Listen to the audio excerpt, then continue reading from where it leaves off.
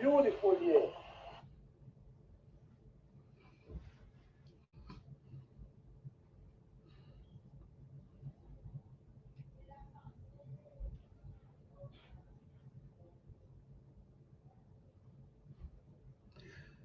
Hey, good night, everyone. How you guys doing today? What's going on? Hope you guys having an awesome day. I hope you guys had a wonderful week. I hope you guys feeling blessed. Shout out to each and every one of you. Blessings. Hey, what's up, badass thing? How you doing? Thank you for being here. What's going on, brother? What's going on? Hope you had a wonderful week, man. Peace and blessing to you. Yes. So yes, people. I just hope everybody doing good. I hope everybody doing because it's important for each and everyone to feel blessed, man, especially in this time. You just chilling, all right. That's wonderful, man. That's wonderful. It's good. It's good to be able to chill, man, for real. Relax yourself, especially after a hard day work and you come home and you just feel like relax and enjoy yourself. Nothing is better than that, man. Nothing is better than that. So you just enjoy yourself, man. Yeah. Yes, man. So, man, today I was harvesting some, I was trying to do a harvest today because you know the weather is changing and you got to try to get everything you can get now because when the frost hit everything, what gonna happen? You're gonna dry up all the pepper, everything you have on the plants them. So you got to try get them now. So I was trying to get some today and a shower rain come down, man. But I did get an awesome harvest still. Even in November, I'm still able to go out in the garden and get and harvest food, man.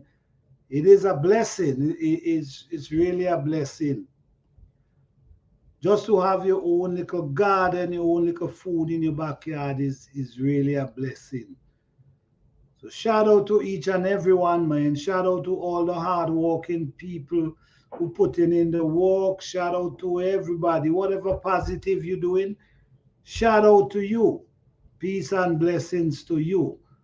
Yes, man. Yeah.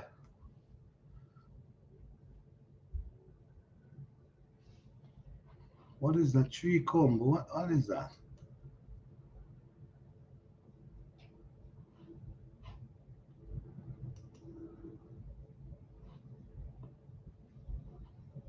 All right. Yes, man. So, yes, so how you guys doing today, man? What's going on? How you guys doing today? I hope everyone doing wonderful. Yes, today I want to talk about a little about gardening, garlic, how to take care of garlic and all them things.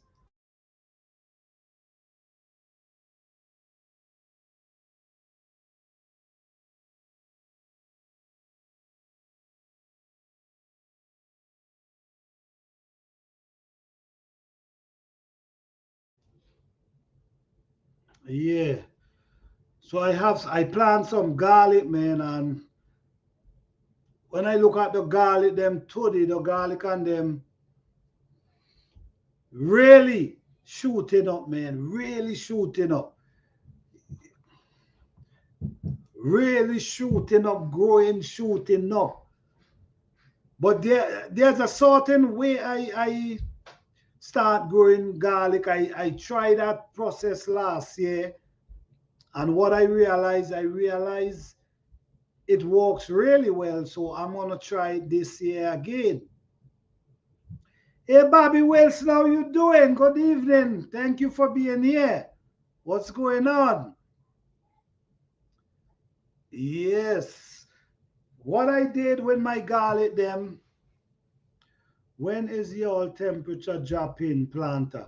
Well, in this month, in November, maybe in the next week or two, the temperature gonna drop, and when the temperature drop, only cold hardly plant will able to survive.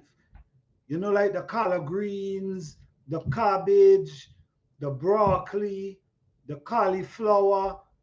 These plants will survive, but peppers, tomatoes, and these plants definitely not gonna survive.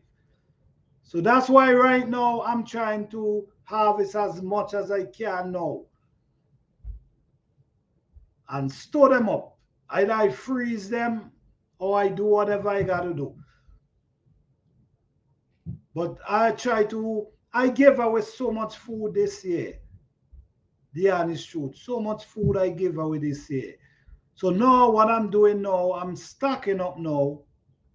I'm stocking up because, you know, for the next 5 months, 4 or 5 months, you certain food you're not gonna be able to grow.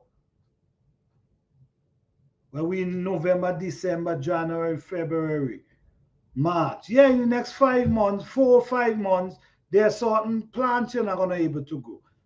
Which you could grow the, you know, the edibles, the cabbage, collard green. These plants you still can grow and able to get food. But when come on your real food, your potato, your edos, these kind of plants, ain't much you can do when come to the winter. All you could do is basically try to store them. Try to store them because you want food to last you within these 3 months. Or if you ain't do it right, you're gonna catch yourself going to the supermarket and have to buy food. So I do it in a kind of way that it saved me from going to the supermarket.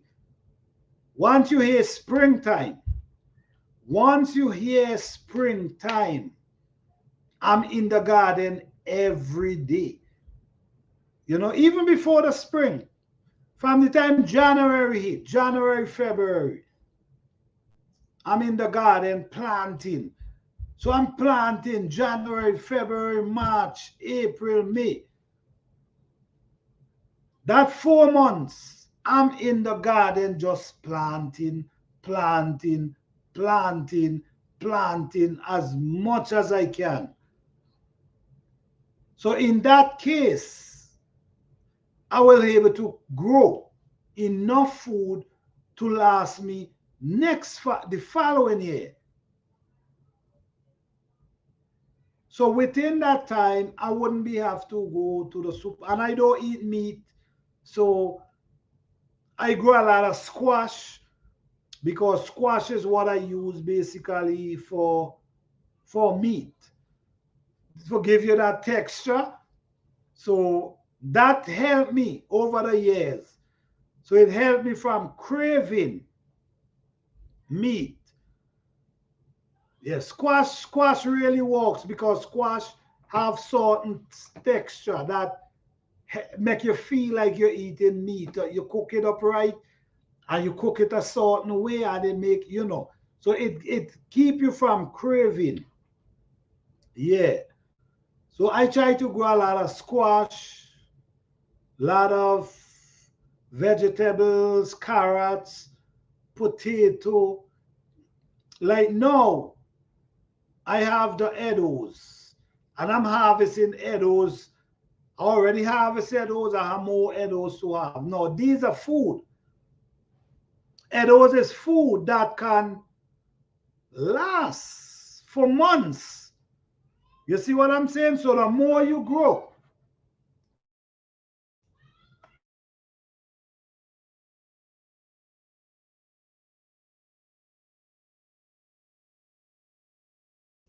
give me 1 second, guys. 1 second.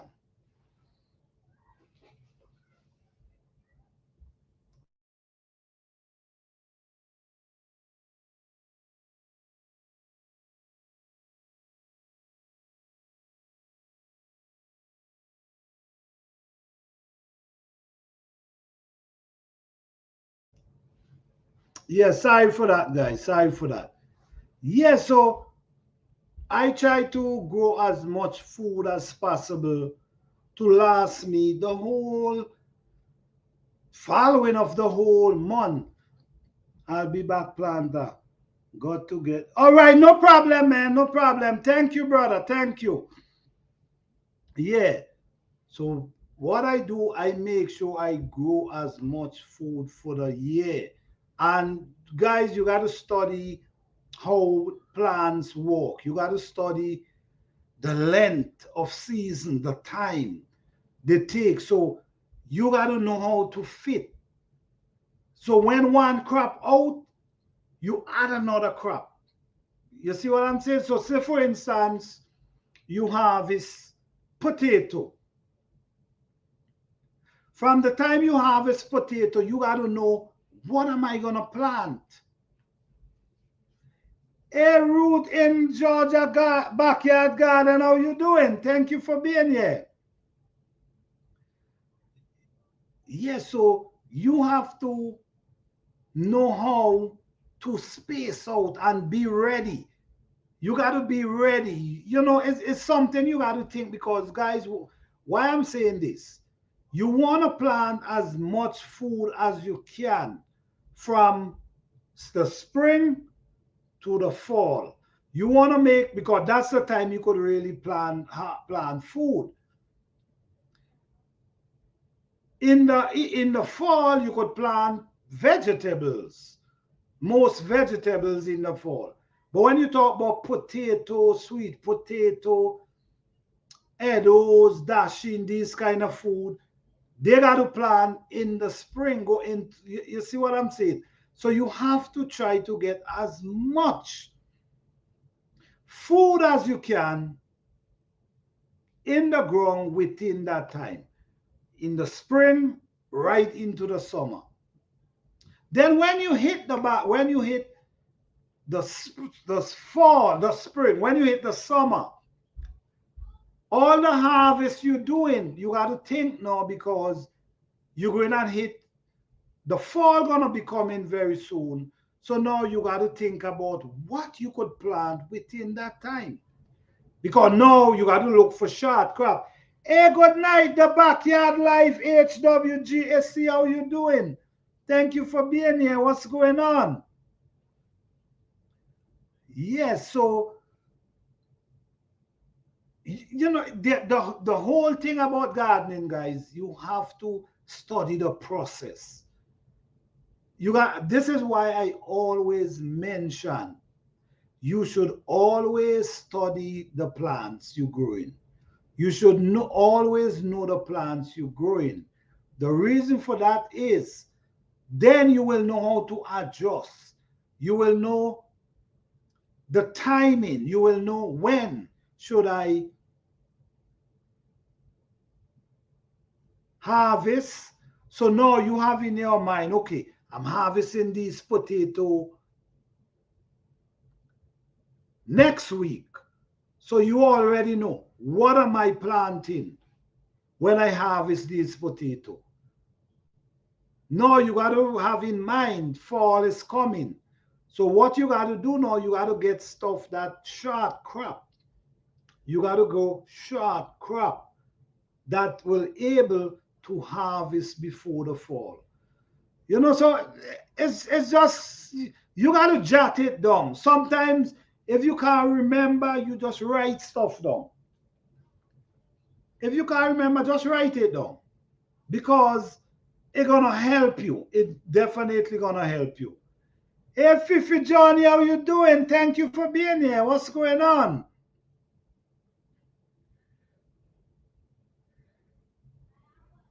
Yes, so it's always, if, like me, I remember, you know, I've been doing it for so long, so I remember a lot of stuff. But for the new gardeners, I will recommend start writing stuff down. If you can't remember, you write stuff down. So once you write stuff down, you basically have a paper trail of what you're doing. So then you got to study. Okay, you want to know, if you plant potato, our temperature supposed to drop Sunday.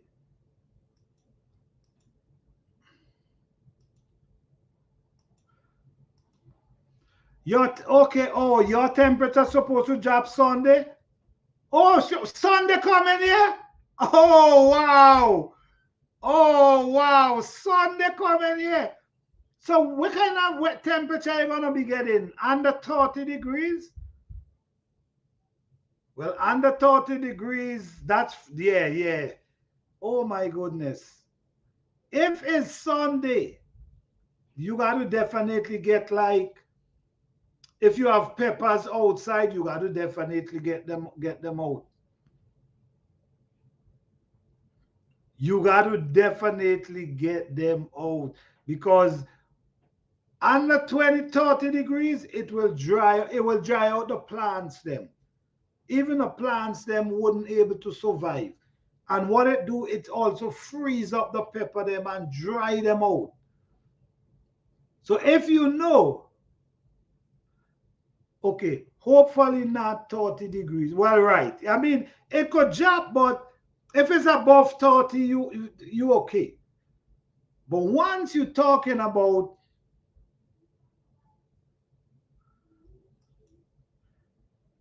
okay, yeah, once you're talking about freezing mark, that's when the problem starts. When you know freezing mark, you leave a bucket outside with water, and when you come out in the morning, you're gonna see ice. So you know that's freezing time. That's freezing. So you know right now, I think you got to start to get if you put in plants in like you overwinter in plants. You know, listen to me, guys. I have over 60 pepper trees, right? Over 60 pepper trees, but I try overwinter before and it works. I tried overwinter before and it did work. But for me, overwintering really don't make sense for me. I'm not for you guys. I hear why I said that for me. Because when I sow my own seed, I can start planting pepper in March. You see what I'm saying? So when I plant in March, I have a really long time. So my growing season is long, so I can do that. But for the people who have short growing season, they definitely cannot do that. They have to overwinter, and I recommend them to overwinter if you have a short growing season. Okay. I make shift cover them. I work hard on the young my fall garden. Okay. All right. You just got to do what works for you at the end of the day and what makes sense.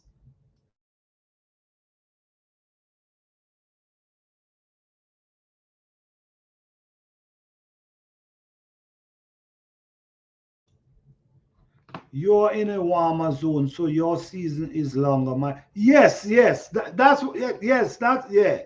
I mean, my growing season is long, so I really don't need to overwinter peppers. I definitely don't need to do that. But once you're in a short growing season, you definitely should. You should overwinter because it gives you a jump start. Me, I could plant peppers in March. And the good thing about it, man, when these peppers start bearing, they don't stop till that frost hit them in November. Because up to 30, I did a pepper harvest, but the rain come and the rain kind of stopped me. I did decide to harvest. I had ginger. I was harvesting ginger. I was harvesting turmeric. I wanted to harvest more Edos today. Bell pepper. monkey pepper, different type of pepper I was to harvest. But my phone and the rain, I just say, you know what, I'm gonna leave. But I'm gonna go back tomorrow and finish because I'm trying to get everything and get the garden prepared for the next spring. My garlic on them is doing great right at this moment. The garlic is doing wonderful. I have over 200 peg. I plant over 200 peg and they already push up their head. Something I did last year and I realized I get bigger garlic. I get some big pegs of garlic. What I did right, I plant them in the fall as usual, and when the leaf them fall, you see when they already shoot up just like how they shoot up now. So when the leaf them fall, what I did, I rake up the leaf them and I put them around their root. You see, put a lot of leaf around their root because what happened is over the winter, while the winter is growing, so you're basically trying to give them that little, you don't want to get that freezing, so the leaf will help help them out. So over the winter, these things underneath growing. They underneath growing, meanwhile, in the winter, in the spring. They're growing all that time. And I realized by me doing that, I received some real big pegs of garlic, some big garlic. So I don't know, guys. Maybe you could try it if you realize you're not getting big enough garlic. Or if your garlic can come up before the fall, what you can do, you can maybe add leaf on them to keep them a little warm. You know, I think they do well like that. Hey, David, what's going on, man? What's going on? I cut lots off. I cut lots of tomato today. We supposed to get, oh, right, all right, all right.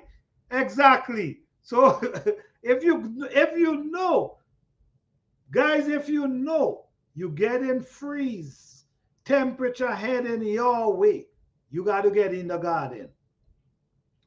Just as David said, he cut tomatoes today because he already know if he ain't cut them, we're gonna happen.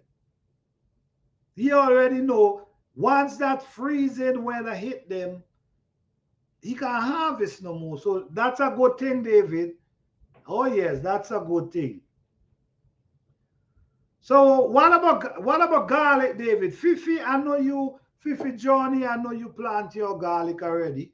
What about you, David? Did you plant garlic?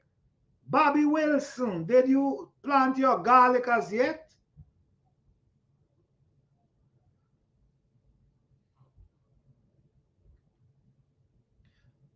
And root in the garden, I know you say you plant your garlic as well. And you're, well, right. Root in Georgia backyard garden. Like I was saying, right? Oh, Bobby, you already plant yours. All right. That's good. That's good. Yes. So what I did, like I was saying, I add a lot of leaf, dry leaf. My garlic will sprout in the spring. Okay, I got you, Fifi. Because of the temperature you facing right now, your garlic gonna okay. So if it's me and you, Fifi, Johnny, I will add some. I will put a layer of leaf or something over them to help keep them, because even in the winter they just be down underneath, they're walking. They sprout up because they're too cold, but they just be down there walking. So if it's me and you, I want to cover with leaf or whatever you can. Yes, I mulch heavy on my. Okay, all right, okay, all right, okay. So you got it. You got it. Elephant garlic. Okay, root elephant garlic couple weeks ago. All right. So your elephant garlic, them root is they how they doing right now?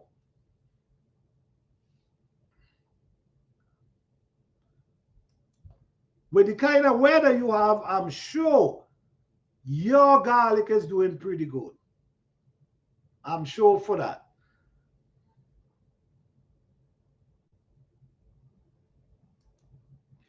Fifi plant them now.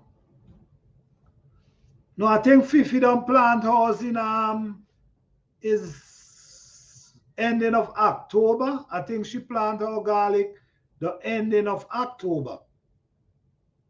Yeah, I think so.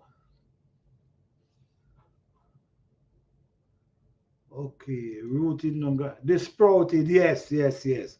Yeah, I know with your weather they're gonna definitely sprout. And the thing about it, they remain green all winter. They keep growing. Yeah, they keep growing. They keep growing with looking green in the winter. Okay, Fifi. I already planted 2 weeks ago. Right, Fifi Johnny planted 2 weeks ago. Some root crop will grow, deform if you put mulch on them. You know what? I gotta try that. I gotta try that, you know. I don't use mulch, but I use weed. Not weed, a lot of leaf. But maybe I'm gonna try some. Maybe I'll try to get some one day and maybe, yeah, because those them wood chip push a kind of heat. So you're right. Hey, the mood, how you doing, man? What's going on? Yeah, I tried to get you up on the other life the other night, but I didn't know how to walk it. But if you want to come up tonight, just let me know, okay? All right. David, when you gonna come on my live, man, and share some knowledge, man? Hey, David, when you gonna come up and have a conversation, man?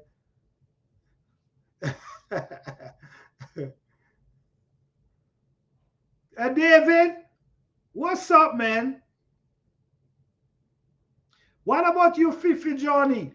I'm gonna put the link. I mean, if you don't want to share, if you feel shy, you can. You ain't got to show just do it with the camera off. Okay, I'm gonna put that thing in the. Okay, copy.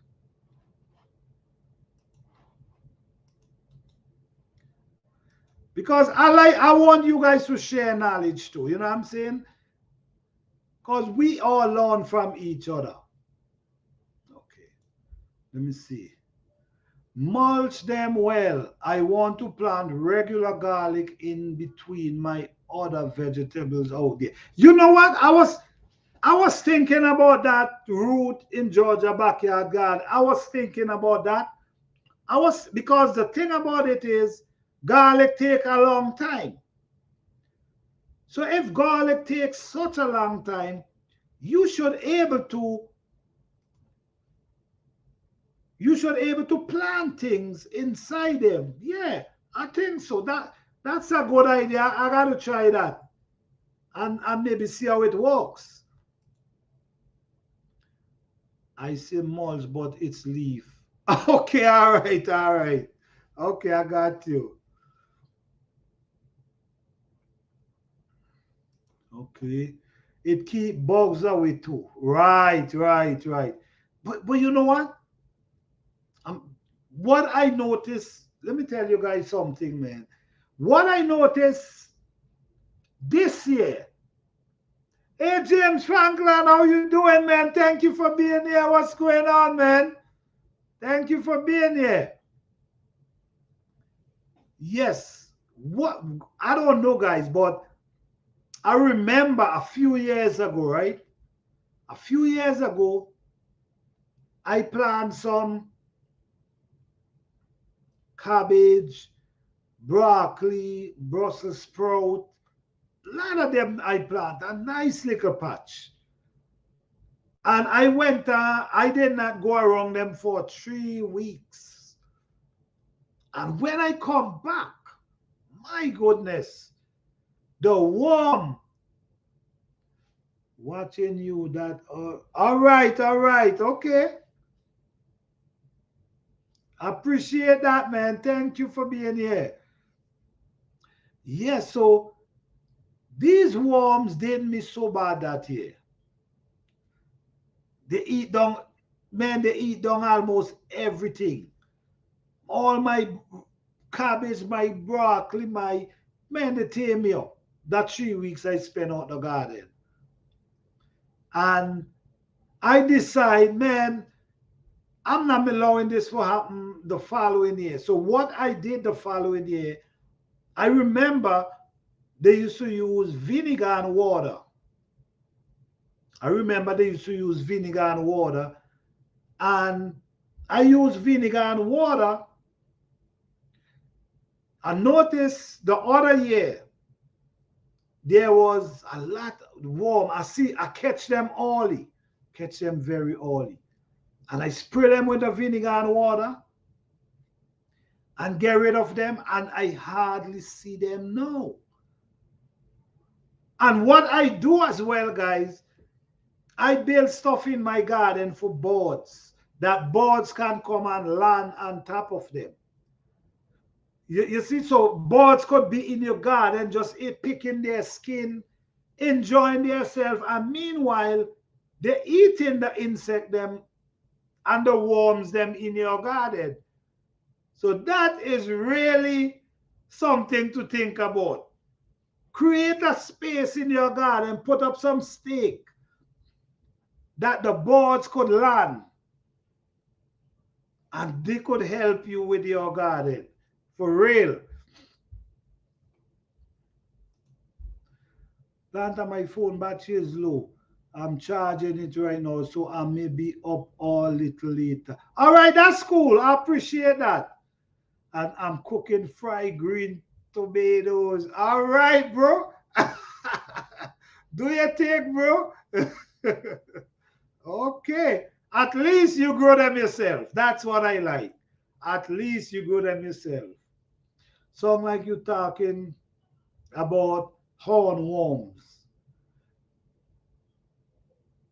I'm not sure where worm it was, James Franklin. But what I know, they tear up my garden that 3 weeks. I wasn't there. They tear it up. So this is what I'm kind of be more prepared now. But vinegar and water, I don't tell people to use vinegar and water, but I always tell them my measurement that I use that works for me is a gallon of water and 2 measuring cup of vinegar, white vinegar. So if you decide to use that or follow the measurement I mentioned, I think you got to try it on one plant. Don't spray your whole garden. Try it on one plant and see. You know what I'm saying? Because I don't want you to 3 measuring cup or to more than 2 and then you burn up your plants them. Then I might get blamed for it. So my measurement that works for me, 2 cup measuring cup, not your coffee cup, measuring cup of vinegar with a gallon of water works really well for me. Yes. Not last year, the year before. These worms, I catch them very early, and spray them with my vinegar. And if you see some head of cabbage, I get. So the vinegar get rid of the worm, and I was able to harvest some big head of cabbage. So it's something to look into. Okay. So I know you guys didn't just plant garlic and onion so far. I know you guys have other things planned like collard greens,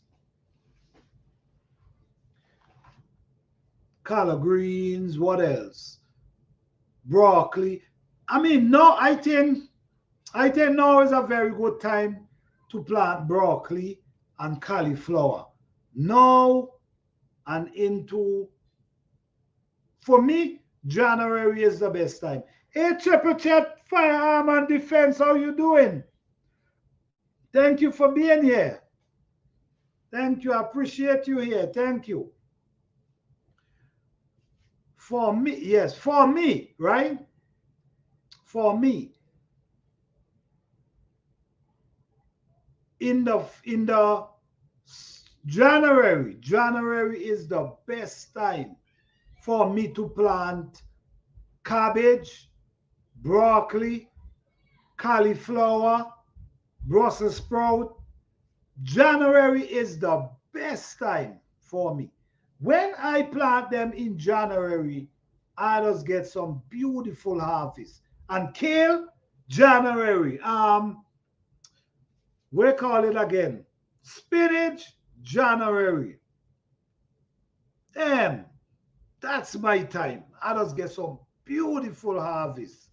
Hey, Odam Homestead, how you doing? Turnips, green carrots, carrots, garlic, onion. All right, okay. So I see you got your garden going, man. Okay. That's what I like, man. Put the work, man. Put in the work. Because the thing about it, you're not going to regret it. You will not regret it. Putting in the works, you're not going to regret it. The thing, once you get, the only thing with the winter crop, the only thing with them, they don't grow as fast as like the summer. They don't grow as fast, but they do pretty well.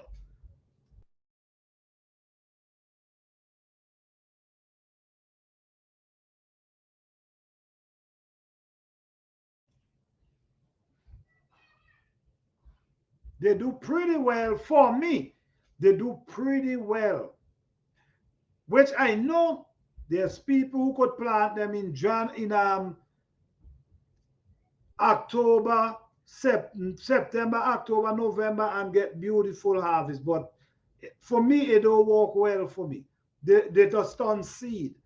But once I plant them in January, oh my goodness, beautiful plants. Beautiful plants. Hey, Urban Garden Chronicles, how you doing? Thank you for being here. What's going on?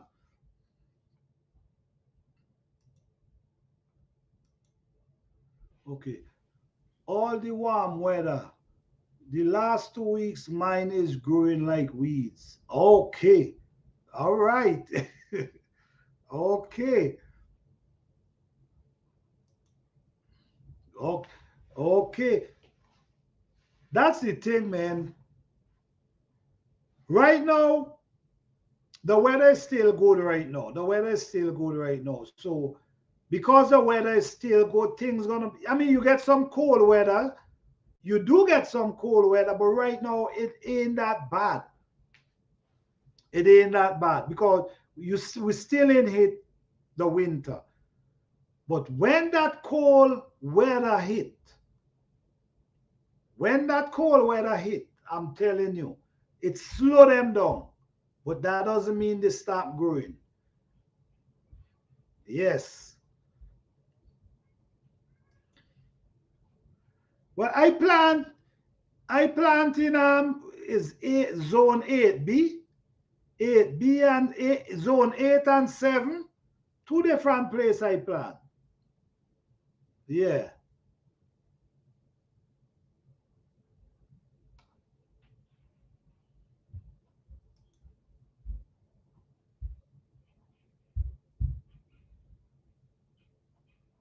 Yes.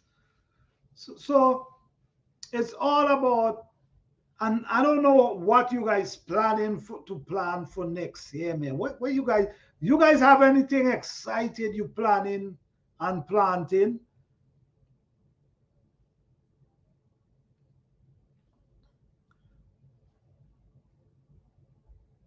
I'm not trying, honestly, I'm not trying to plan too much different things because, like I said, this spring, I'm trying to plant as much food as possible.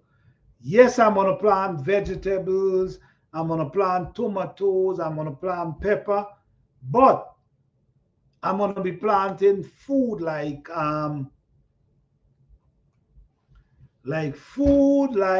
potato, and I want to plant a lot of sweet potato. I don't want to plant too much of the regular potato because I think you could get more out of the sweet potato because the vines, you could use the vines and keep planting them, keep planting, keep planting, keep planting. So that's gonna be my focus, and I'm opening up maybe another quarter acre at least. I'm opening up because I'm trying to put food in the ground and store food.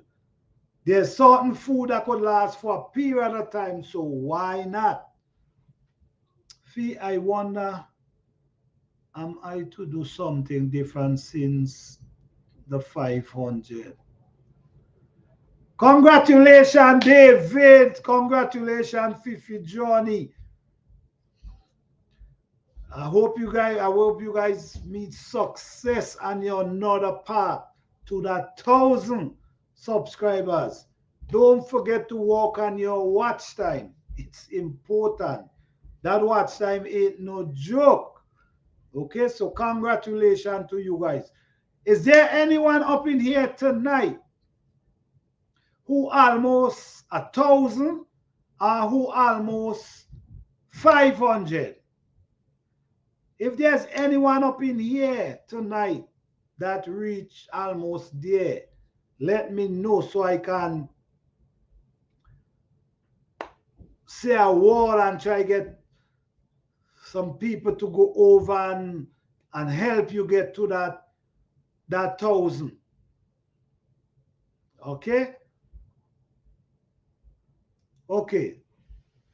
The mood, please explain about the watch time. Okay, the mood. To able to get monetized, you have to reach 4,000 watch hour, 4,000 watch hour, and 1,000 subscribers. So to get 4,000 watch hours, it's it's a lot of that's a lot of hours. So that's why I'm talking about work on your watch hours now, your watch time, because you need 4,000 watch hour and 1,000 subscribers to be monetized. You got me? Okay. All right. Odem Home said no, only 380. All right, guys. Odem Home said it at 380 and he's trying to get to that 500 mark. So if you guys ain't subscribed to Odin as yet, Odem's Home said as yet, check out his channel. You like his content, you know what to do. We're supporting each other, you know. James Franklin. James Franklin is a good supporter as well. If you haven't subscribed to James Franklin, check out the brother because the brother have a lot of knowledge as well about gardening. I mean, he was on my platform one time and he shared a lot of knowledge. So he know a lot about gardening too. So yes, guys. So check out his channel if you like what you see. You want to subscribe, supporting each other, okay? That's what we're trying to do. Try to get people to that 500 or that 1,000. Because once you get there, you know what you got to do. You got to put in extra work now. Okay, but that is just like a threshold. That is like to get you over the bump. So you feel more, you feel like you accomplished something. Yes. Yes, so shout out to each and every one of you guys. Thank you guys. I appreciate you guys so much. Yeah.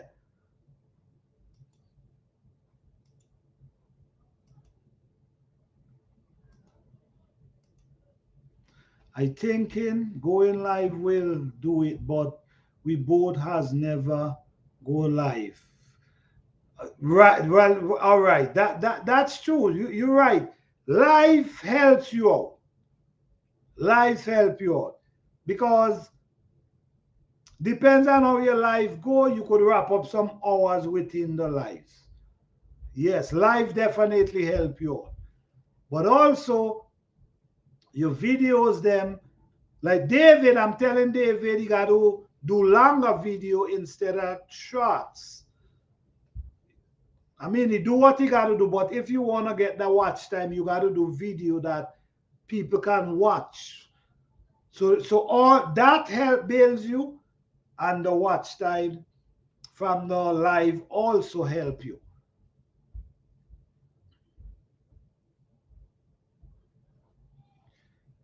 Hey, hands in the dot. What's up, man? What's going on? Thank you for being here. Yes. So it's all about getting to that mark, man. So if you know, the mood now start his channel. So guys, you guys could check out the mood as well. Give him that encouragement. You know what I'm saying? Because I think he now start. Yeah, he now start his channel. So just give him that encouragement. David, there's no need to have no fear, man. You posted videos and man, come on. Hey, good eat homestead. How you doing? Thank you for being here. What's going on? Yes, guys. So, what you guys have in mind to plant this spring coming, man? I know you guys. I know you guys can't wait for the spring, and I know you guys so excited. I know you guys can't wait. I know we're in the spring, but you have to have something in mind. You have to have something in mind that you want to do, that you want to plan. I'm just expanding. I really don't have nothing in mind. I'm just expanding, you know?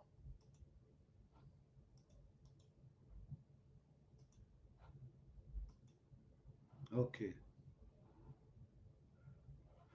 Okay. Fifi Johnny, I mean, if you want to come up, you ain't got to be scared. Introduce yourself, talk about your channel and what you like to do. You could come up. You ain't got to, if you ain't want to be on camera, you could put it where you hide the mic so you can't be seen if you're scared. But come up, introduce yourself, talk about your channel. Or then, um, um, the mood, I put the link there so you can come up if you like. I mean, the link is there. Anyone who want to come up, talk about your garden, share some information, just come up. All right, Urban is here. All right, Urban, what's up? What's going on?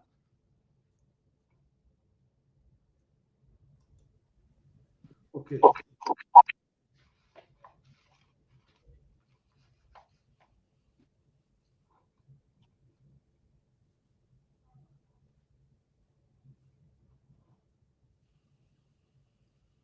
Oh, with that.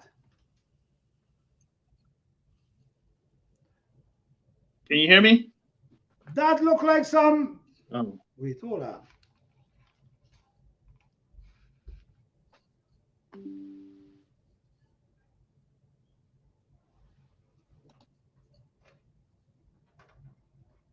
that's an Edo.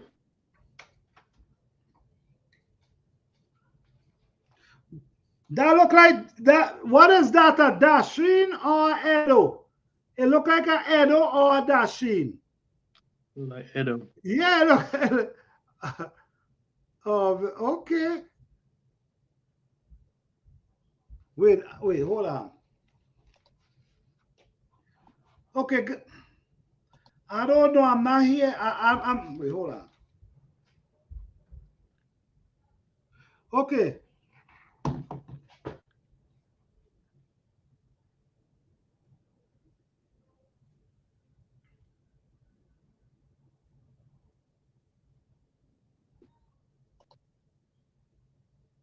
Oh, I'm frozen. Okay, I think I can see me moving around. Oh, there you go. I'm frozen. Okay. Urban. Moving around. Oh, there you go. Urban. Frozen.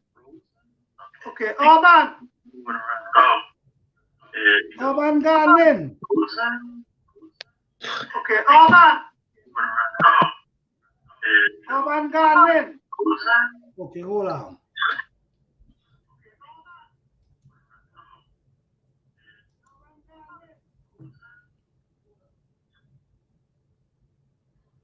Hello.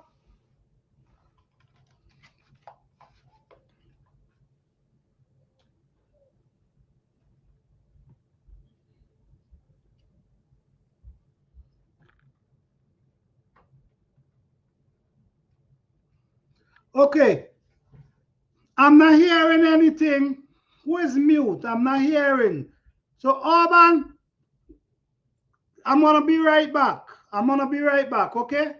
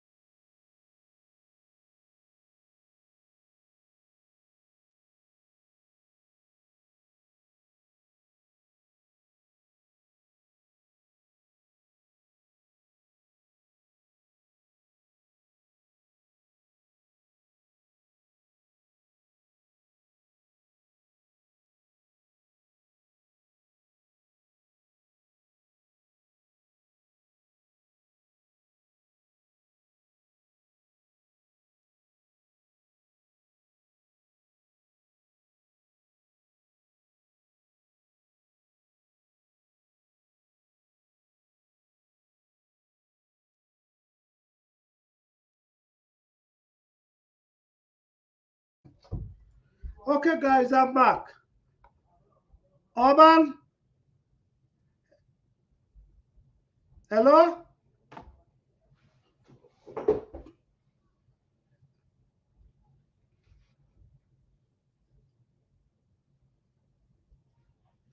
Yes, right up. Hello? You guys hearing me?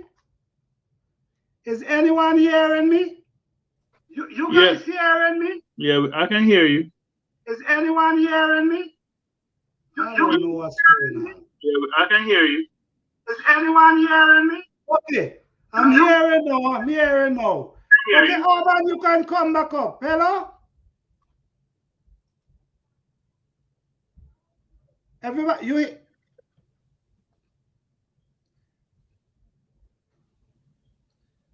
Hello?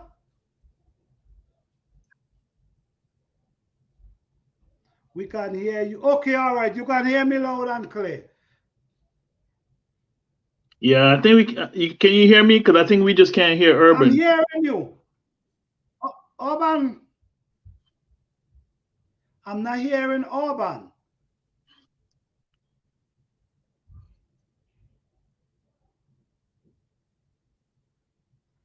I'm not hearing Urban. I'm not hearing you.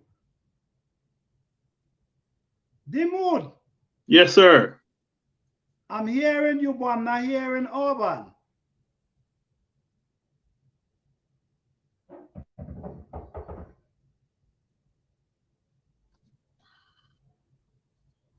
See if I can send a chat.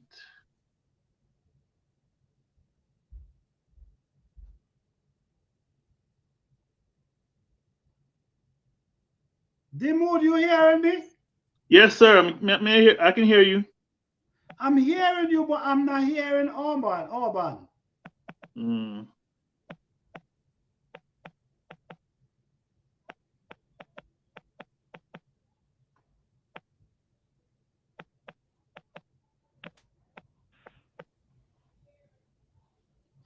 All right. Okay, you can. All right, Dimood, you can go ahead talk until Urban.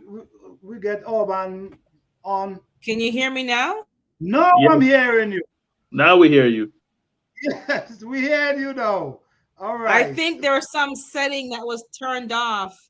Sorry about that. Okay. This is foolishness. And that was David Corey for a second there. I thought he was bad minding me. My God.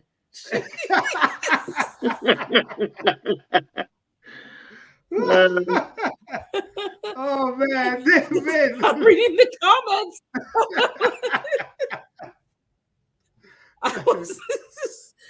I was asking if this is an Edo, and I think Fifi and David said it's an Edo. Yeah, it looked like Yes, an it Edo. looks like an Edo. I was at this place, cleaning the Airbnb, and they left some food behind. So I said, "Oh, I think this is an Edo," and they're Brazilian. I think Brazilian people eat Edos, right? Yes, so yes. they eat like an African Portuguese kind of mixture of food. So just plant it. So do I have to bury it, or just do I have to bury it? Just like that. Just like that. All the way down. Yes, cover like it. The top under the soil. Okay. Yes. Cover it. Okay. But what? I'm gonna get a pot and. But you gotta keep it indoors. Sorry. No, you can plant. Well, yeah. The reason why I say that because your temperature might be really cold because I know your temperature could be cold. So yeah, I'm gonna put it indoors and see like a house plant. Yeah, indoors. Right, and take it outside in the spring. Bury it outside in the spring. Okay. But I'm gonna try it and see if it sprout. Yes, by me, you could plant them and they run right through the winter and come back up in the spring. Yeah, because you're in a warmer climate. Yeah. Yes. I'm gonna try it and see, and then I'll know if it works or not for future reference. What's that there? This is an Edo. I cut the top off. No, an Edo. All I did was cut the top off and put it in water, and now it's it's trying to do its thing. All right. That's it. Okay. Wow, a lot of roots there. Yeah, trying to experiment, see what happens. Right. But next thing, that's what I'm gonna do. Is to put it in some dirt. Definitely. Exactly, I'm gonna experiment and see. Because I think it makes a good house plant, so that's okay for it to Oh, good night, Angela Garden Delight. Thank you for being here. Yeah, if Angela. I miss anyone, I'm sorry, but good night, everyone. We appreciate you guys here. So Planter, I was listening to you was asking what people were gonna grow. You say you was gonna grow food, and that's what I said. I needed more root crops. So definitely next year, I'm gonna grow a lot more sweet potato, but not the Beauregard sweet potato. I grew those this year, but I'm gonna grow some of the West Indian ones where the flesh is white. The one that I grew this year is the one that's orange, and they, when you cook it, it's all mushy. But when you cook the other ones, it's nice and solid. Yes. So I'm gonna do more of that, more Edo. You mean the more American yam you're talking about? Yeah, what they call yam. Yeah. Yeah. But that's the one. I don't mind that really one. like, That one's the good, but the hard Jamaican one is nice. Yeah. I mean, I got a box. I probably got about 90 pounds worth of sweet potato that I grew this year. And this was my first year growing it. Oh, wow. Wow. That's a Which lot. kind of yam? The yellow one, the orange, or the reddish one? No. I have the orange one. Okay. So I have him in a box here. Let me show you. This is one of them. Huh? Oh, Okay. Wow, you got some good size, man. If I can learn how to flip it, if I can learn how to flip this camera around, I might be able to show you, but I can't even figure out how to flip this stupid camera around. Okay. You can see it? Yes, I see it. Yeah, it looks good. Yeah. I see it. Yeah, I see them. Man, Mine didn't have enough time. I put them in too late, so they never grow so big. Oh, this is exactly what I'm That's talking good. about. You're doing growing food. Yeah, he doing good. Well, like I said, I've been doing this thing. He's Jamaican, man. Of course, I'm going good, man. Of course. Right. I get the green thumb from my father. My father always had like a little backyard garden. And, his thing was, we're not going to depend on nobody but ourselves. So we always had a little something growing.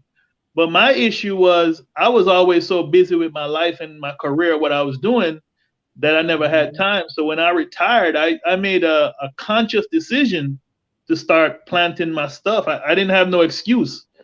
So again, what I wasn't planting was root crops. I was planting the traditional stuff, the pepper, the cucumbers, the tomatoes, and I always plant some kind of greens, the kale, the different type of kales. And then my father sent me some callaloo seeds like 2 years ago. So last year I planted it. I didn't get none of it. The damn white fly that fly around, they ate everything down to the bone, man. Everything. Yeah. Oh.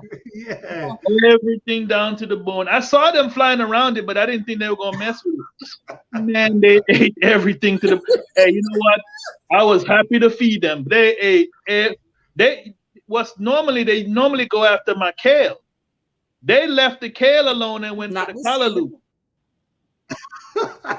So what I did this year, I moved it inside. I moved it inside on my deck because my deck is, has mesh, so they can't get in. Yeah, Don't think they wasn't trying to get in. So this year I got some callaloo, and I didn't plant as much as I did last year, just because I was a non-believer, because I'm like, you know what, this thing ain't gonna work. I called my father. I was like, I saw it. It looked beautiful. I was ready to harvest, but the pest beat me to it. We grow callaloo here, so you could grow it in your climate for sure. We're zone 5B, so it grows here like wildfire in summertime. Well, I definitely got it to grow this year, and I cut it up and put it in soup, and I'm telling you, man, it gives that thing a nice punch, that green in there. So yeah, my wife loves it. Freezer right now. I can we made some callaloo and saltfish with what? Nice. But I think I want to grow some next year. For But I agree with you, planter. I'm trying to grow more stuff that's hardy, that's easy to store, and it's going to last longer. I did the pumpkin this year. That was the first year doing the pumpkin. Previous years I've done butternut squash. But I'm telling you, doing this pumpkin, a different taste, man. The pumpkin, the Jamaican pumpkin. Okay, I'm saying Jamaican. I looked it up. It got like 5 names. It's named Cuban pumpkin, Jamaican pumpkin. I found it. Cabasa or something. Calabaza. They call it. Yeah, I looked it up. Yeah. So it has a bunch of names, but it's originally from India or the East India. That's where they brought it from. So it has a creamy, buttery like it has flavor without putting anything on it. No butter, no nothing. So compared to eating the butternut squash, to me, butternut squash don't have no taste. You actually have to flavor it to get a taste out of it. Mm-hmm. So like butternut squash would probably be good for somebody that, you know, have diabetes and don't need no sugar, just need the yeah, that's why I grow it. It don't have no taste. So, but whereas the butternut squash, you got like a sweet, creamy taste. And the one thing I noticed about the pumpkin, you don't have to cook it long. If you cook it for a long time, it just completely dissolves. Falls apart. Yeah, but it just dissolves in your pot. Man, I made my wife some vegetable soup. Man, that thing was so good. Yep, I like trust me, and it stores long. Up until last February, maybe March, I had pumpkin still from the season before. It stays on the counter for a long time, fresh and nice. And that's what I used to do with the butternut squash. I used to have them for a long period, and then I would cut them open, and I would get the seeds out fresh, and then replant. Right. Yeah. Well, that's what I'm doing right now with the pumpkin. I got 3 of them right now sitting on my kitchen counter. I got one that I chopped up, and I got the 3, and I got to chop up another one, and I got 2 out in the yard still. The weather in the next couple of days is supposed to go to freezing in here in Virginia. So I'm gonna have to go out because Lord knows I put too much work in it for the weather to kill it.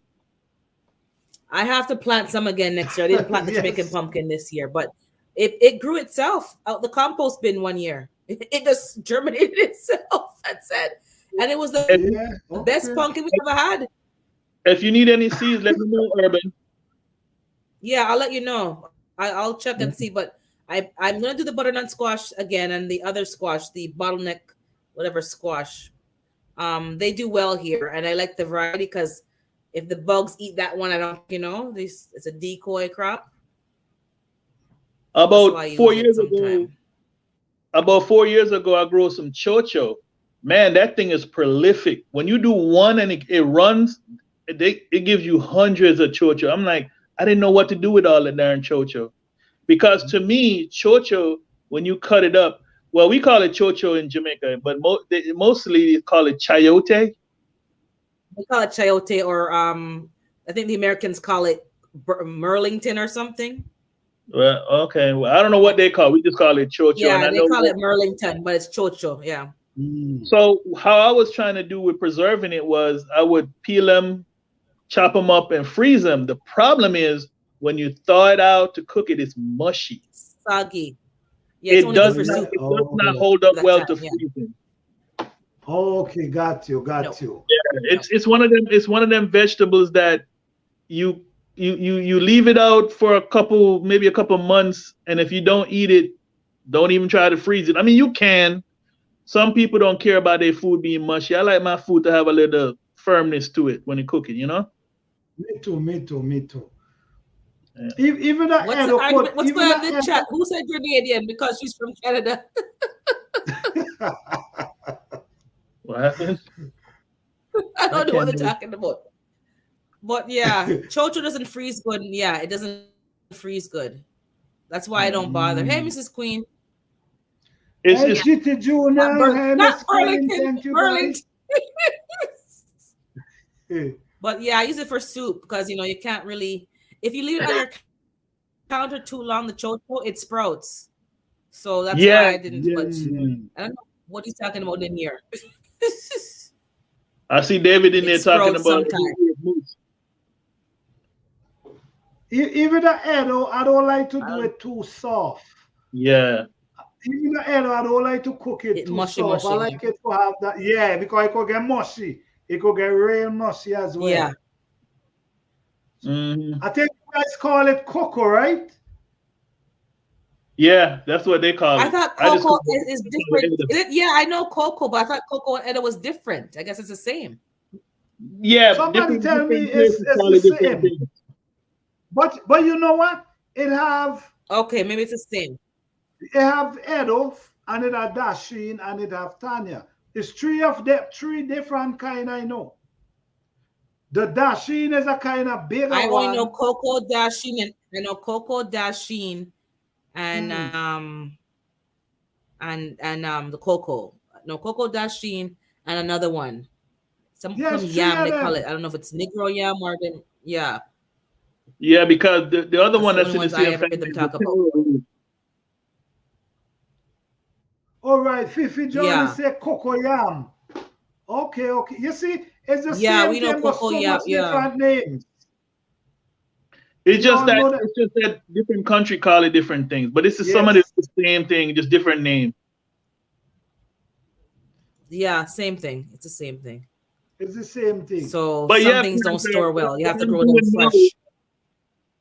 But what I'm doing now, because the weather is changing, is I'm doing this is when I'm doing all my experimentation. You know. Now is the time. Yes, sir. Yes, sir. Because right now I took 4 of the potatoes, the sweet potatoes that I grow, and I got them right now under grow lights, so I can get potato slips. Because I'm gonna grow the slips as vegetables, because I'm gonna cook them in soup and stir fry.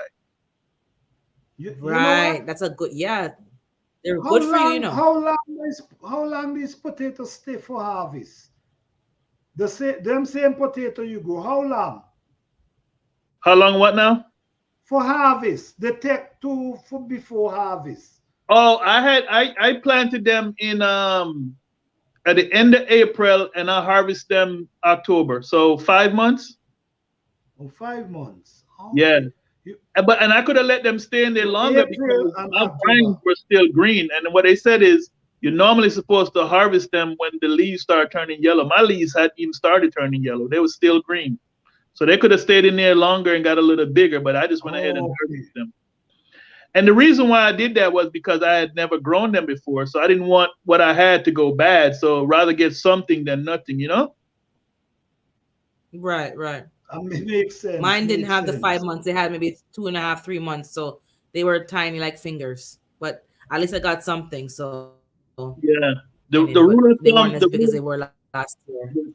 The rule of thumb that I read up on it and did some research, they say you want to have it in the ground a minimum of 120 days. That's the minimum. Yeah.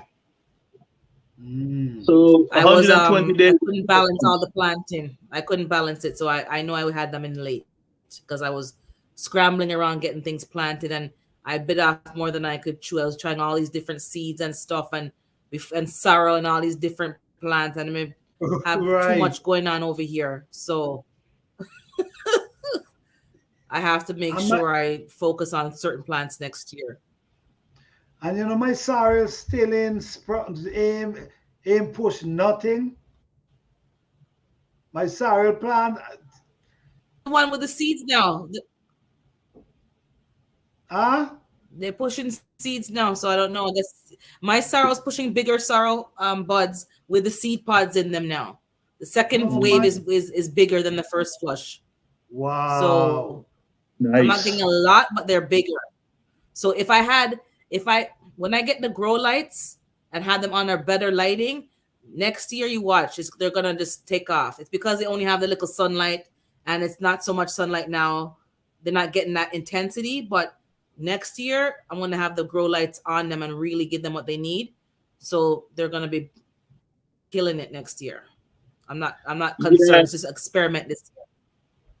I grew sorrel 2 years ago, and it came in really good. The problem is, as soon as I got a little bit of frost, it just killed the tree. I mean, I had a nice tree. It was very prolific. I had the rosettes were coming in, and then I got a freak cold front come through, and everything died.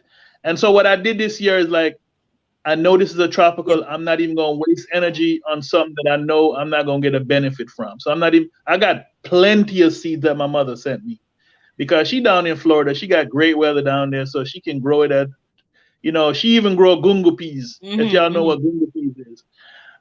That's what I want to try. They call them pigeon peas.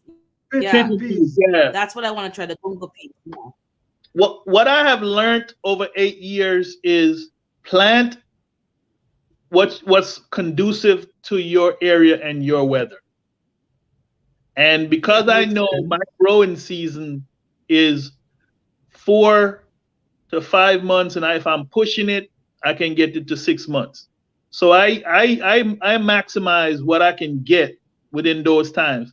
And then too, I start a lot of things indoors so I can get an early jump. I'm like planter.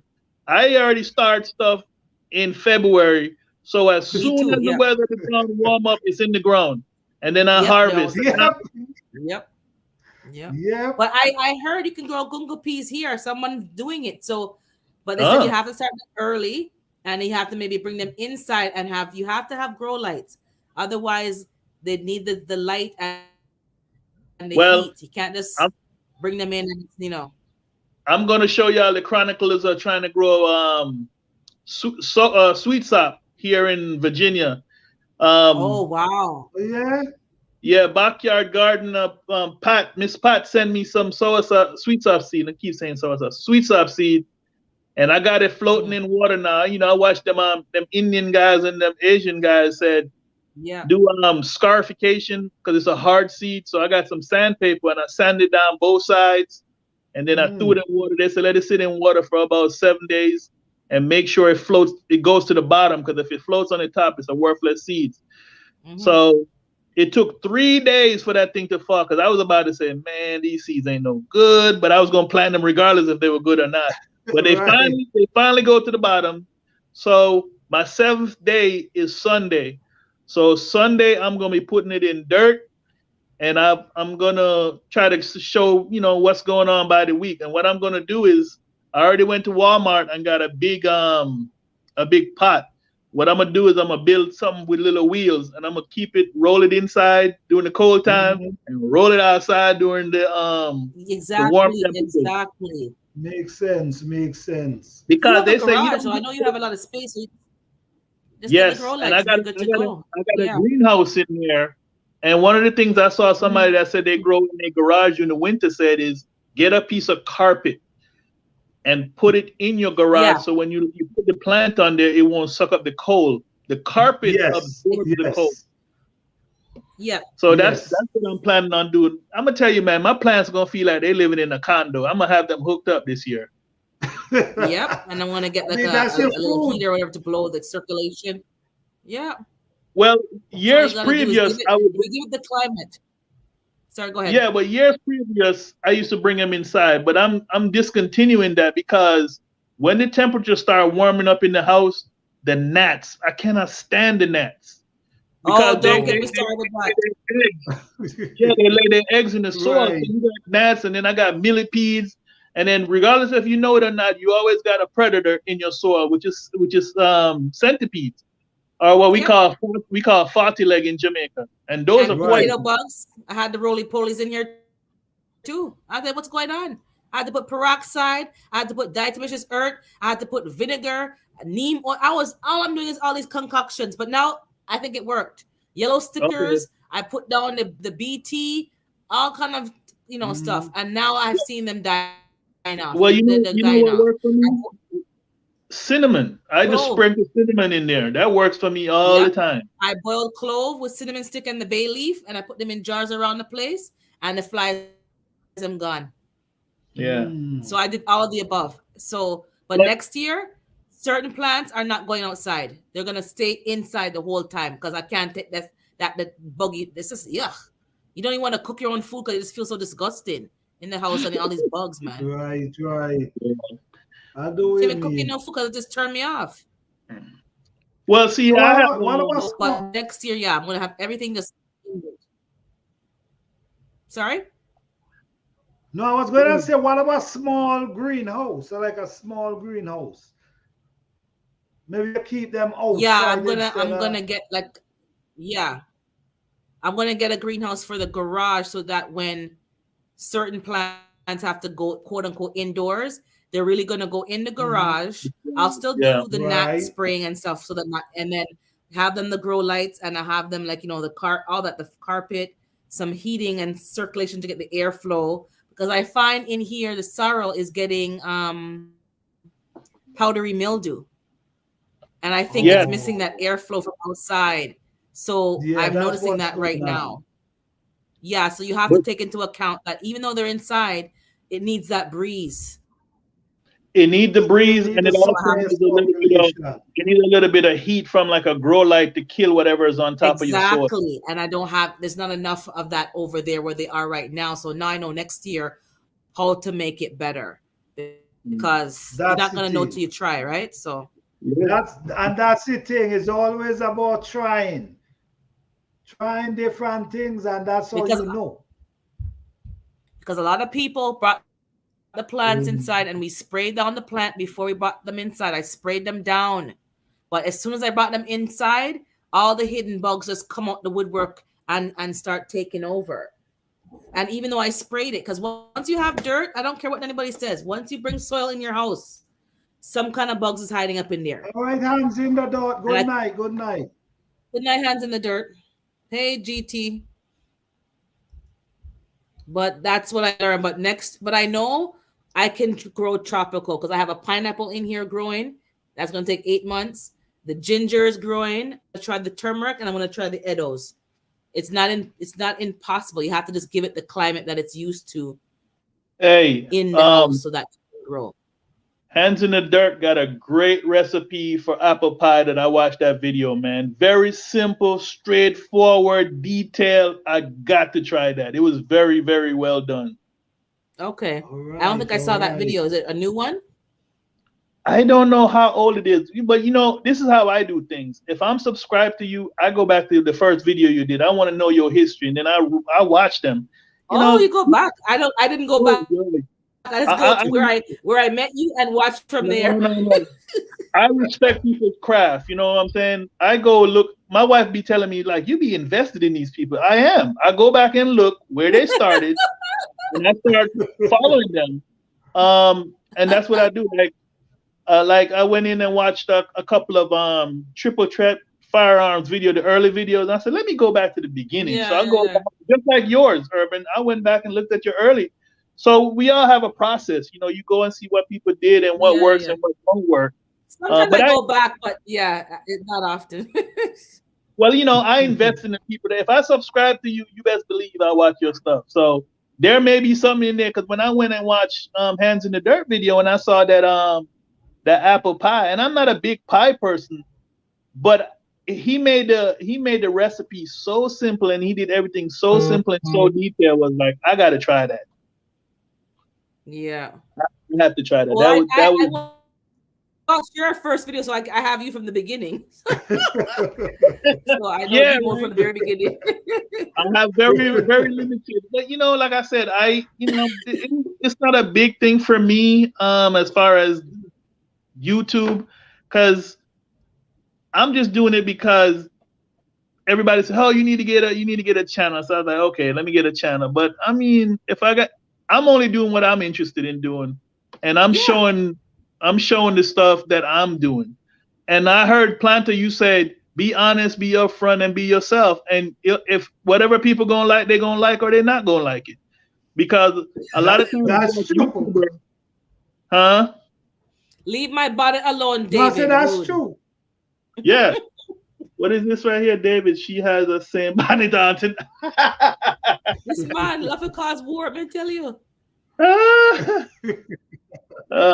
Pure dreadlock on the street. There's all these up on the street. It's gonna be his dreadlock cut off. When I bring my machete to cut off his dreadlocks. Rude. Yeah. Like I was watching the video that Fifi Journey was doing earlier today or yesterday, where she was cutting up and the pineapple. I watched the pineapple one. Yeah, I watched that one. I'm trying to catch up with her videos too. I'm behind. I'm like this. What Planter is doing, I agree with. Try to help each other grow. So I go give people watch hours. When I go watch your video, I'm watching it from start to finish. I don't go click on it and then jump off. No, I watch it, because if I'm saying I'm your subscriber, that meaning I'm down like 4 flat tires. I got to give you my support. Like I watched this one brother up here. I can't think of his name right now. He got some good video, and he has a little homestead, him and his wife. He got some good stuff. I went out there and he was building a fishing pond, and I was watching him build his fishing pond. And every time he was doing something, his wife kept calling him. I was like, boy, I feel your pain there.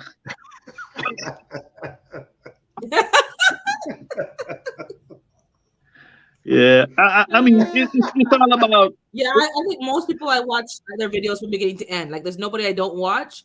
But when I get to your channel, I'll watch like 3 videos. I can't watch you every day, but when I get to your channel, I'll watch like 3-4 videos, and it's just your day. And then the next day, I go to somebody else and watch, 3 or 4. So I was on Fifi's channel last, and then I'm gonna go to like somebody else tomorrow and catch up on their videos. What somebody needs to do is like put a schedule of when people are doing their lives, because sometimes I just catch people lives like at the last minute. Like David, I know not David, but Planter, I know he coming on Thursday, so I know I'm gonna catch him. Now his random one, I just happen to catch those. Like you, I'll catch yours, but I had to go back and watch Triple Threat. She did one about mental illness, and that was really good. She's every Tuesday, she goes on every Tuesday, Triple Threat at 2:00.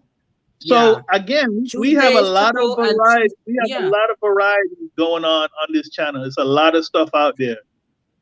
Oh yeah. Hey, Tori Brain Game, thank you for being here. But I mean, I agree with you, Planter. We can only make each other better. You know what I'm saying? Yeah, I think so. Yeah. Yes, I think so. I think GT asked for the link, Planter. I think GT asked for the link. Okay. I'm sending it in now. GT grows in Alaska. Wow. Yeah, but there's some people there. I remember Planter said to support the people who support you. So then I'm like trying to go back around now and support the people who's been supporting me and watch their stuff, because other people just want to do sub for sub thing. I'm not doing that. I'm doing like genuine supporters and genuine things. So I'm going back through my subscribers and going back and giving back real support. Saturday morning it's 8:45 a.m. Eastern time, GT. I go live Saturday mornings 45 Eastern time. Okay. Yes. I agree with what Fifi said, where it says it's easier to support people when you have a schedule, because you know when they're coming on. Yeah, I agree. Right. It is. Yeah, I honestly, once you see me on your channel, I'm watching your video. I'm not coming on your channel. Yeah. But you can get to know the schedule, because I just know that Planter is Thursday, and then Triple's Tuesday, and African Dreaming is Tuesdays and Fridays. I'm on Saturdays. Gigi's on Tuesdays as well. Who else goes live? Lashes any morning, every morning. Check out for Lashes. It'll just pop up. Yeah, and on Wednesdays. Monday I watch My Fly Family. That's like a 2A, and then GT, I think it's Saturday or Sunday. Welcome, GT. Welcome. And then Sunday is Broke Farmer. But it depends on who you like. But yeah, you'll get to know their schedule. They'll tell you, because they usually go live the same time every week, and then they do like a pop-up here and there. Right. Yeah, I was asking about your schedule, Urban, because I know you had said something in your other live that you was going to be doing some things, so your schedule might change. So I know. Well, the 19th, but it's usually in the mornings. But I think so. This like I'm going this Saturday is going to be normal. Sure. Yeah, this Saturday is going to be normal. Okay, then, because I'm trying to schedule around you, and I was going to email you and ask you, but okay, then that's so. Cool. What time? Cool. I know you're So I don't know what time. I know Carbon Q goes on usually at 2:30 on Saturdays. 11 o'clock my time. What time you said? 2:30? Right, GT right. Yeah, well, 2:30 Eastern time is Carbon Q on Saturdays. So what time is that your time? That's 11 o'clock, you said? So 10:30, between like 11 and 2:30, there's nobody. Yeah, between 11 a.m. on that's Saturday what I'm and gonna 2:30, there's nobody. That's a good time if you want to fit in there. Yeah, that's what I'm gonna do. I'm gonna do 11. Yeah, 11 a.m. Eastern time. Hey James, I can't. I'm on my thing. I can't see the chat, but I just saw it. My name is D Mood. I see Fifi Journey put it up. So yeah. Yeah, D Mood. Hey, GT, are you actually in Alaska? Yeah. Okay. How long is your growing season? 3 months, I think, something like that. Wow, real short. So you got to start Uh, indoors. Yeah, like, hold on, let me show you. Yeah, there's snow on the ground right now. Not a lot, but wow. You all the way up north. Oh, man. Oh wow. Okay. All yeah, right. I need to collect this. I got some cabbage out there that I need to collect. Listen, I watched a video that Urban did where she had a freak snowstorm. I was looking in your see. That's what I'm telling you, Urban. I go back and watch videos. Yeah. I saw what you're talking about. Where did this storm Yeah. come from? That ruined a lot of the stuff. I put it outside. Hey, Tori, it ruined a lot of my stuff because I put it outside because it was warm and getting nice, and that ruined it. Then I had a mini freak torn. I don't know, some storm passed through. I had quite a few spring hitches, man. Spoiled up all that work. You started off early. Hey James, what are you talking about? The chickens not being real. Okay, you're the one I was talking about the chickens not being real. What? Man, I'm hearing about know. plastic That's food, about. all thing. Plastic food and plastic rice. I hear Man, about there's a plastic lot food of for a things I'm long hearing time. about.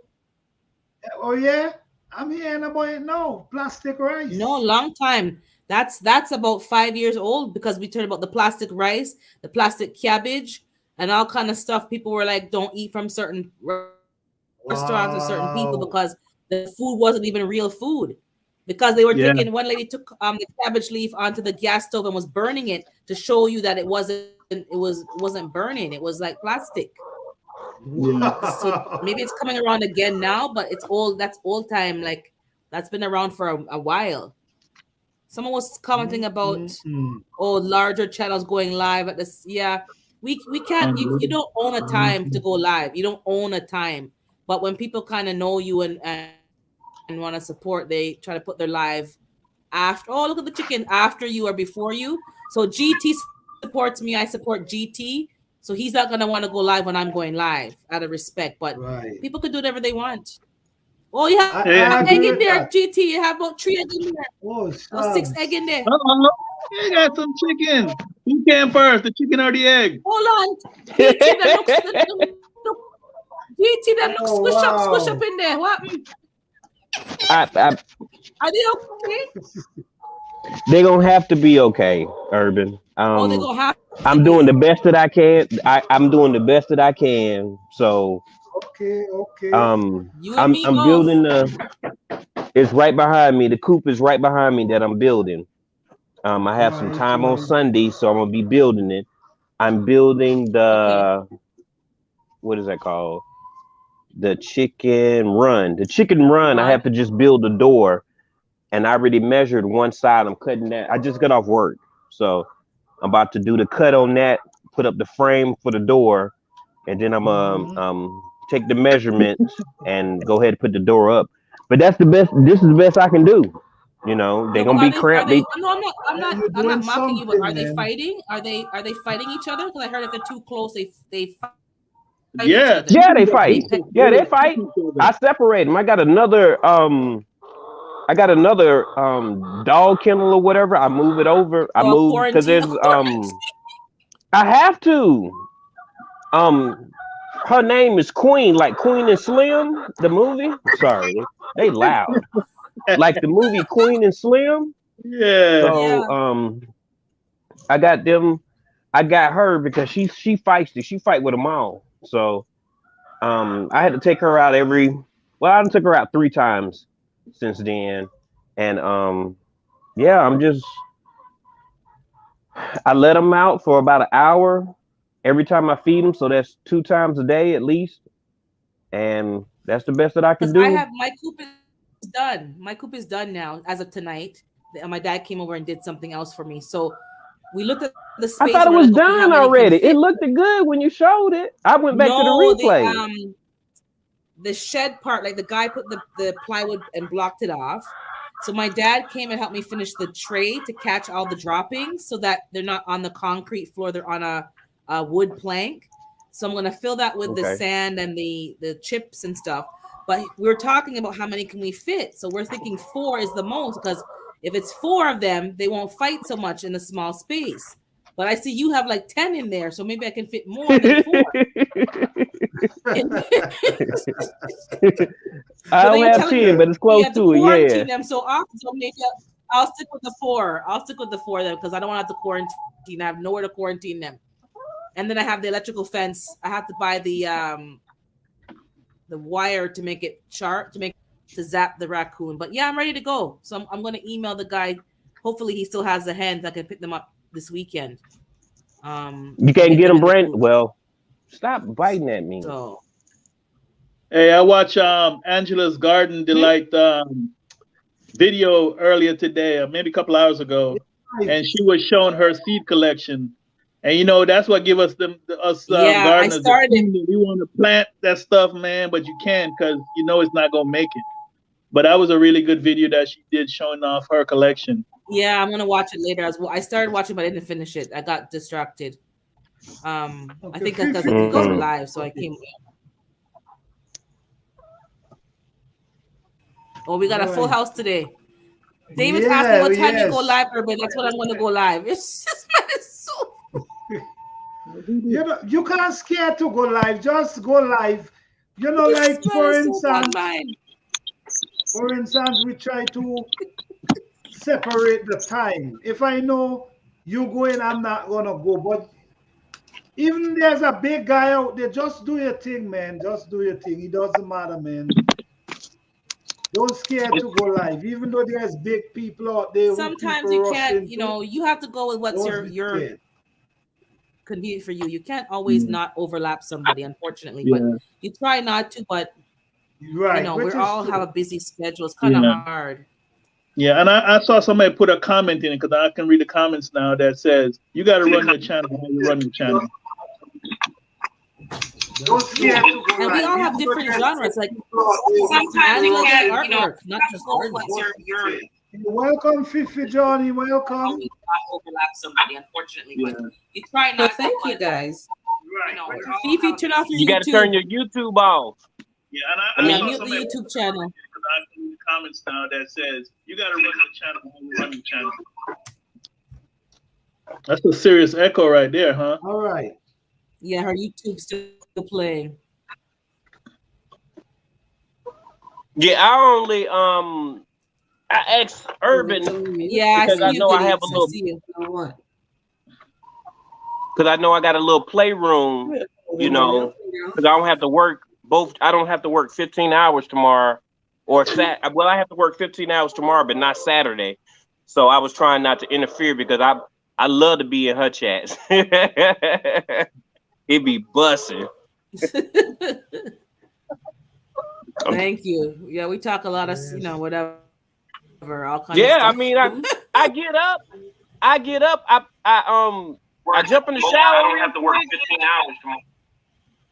Well, and then I turn on your live. You have to mute your YouTube tab.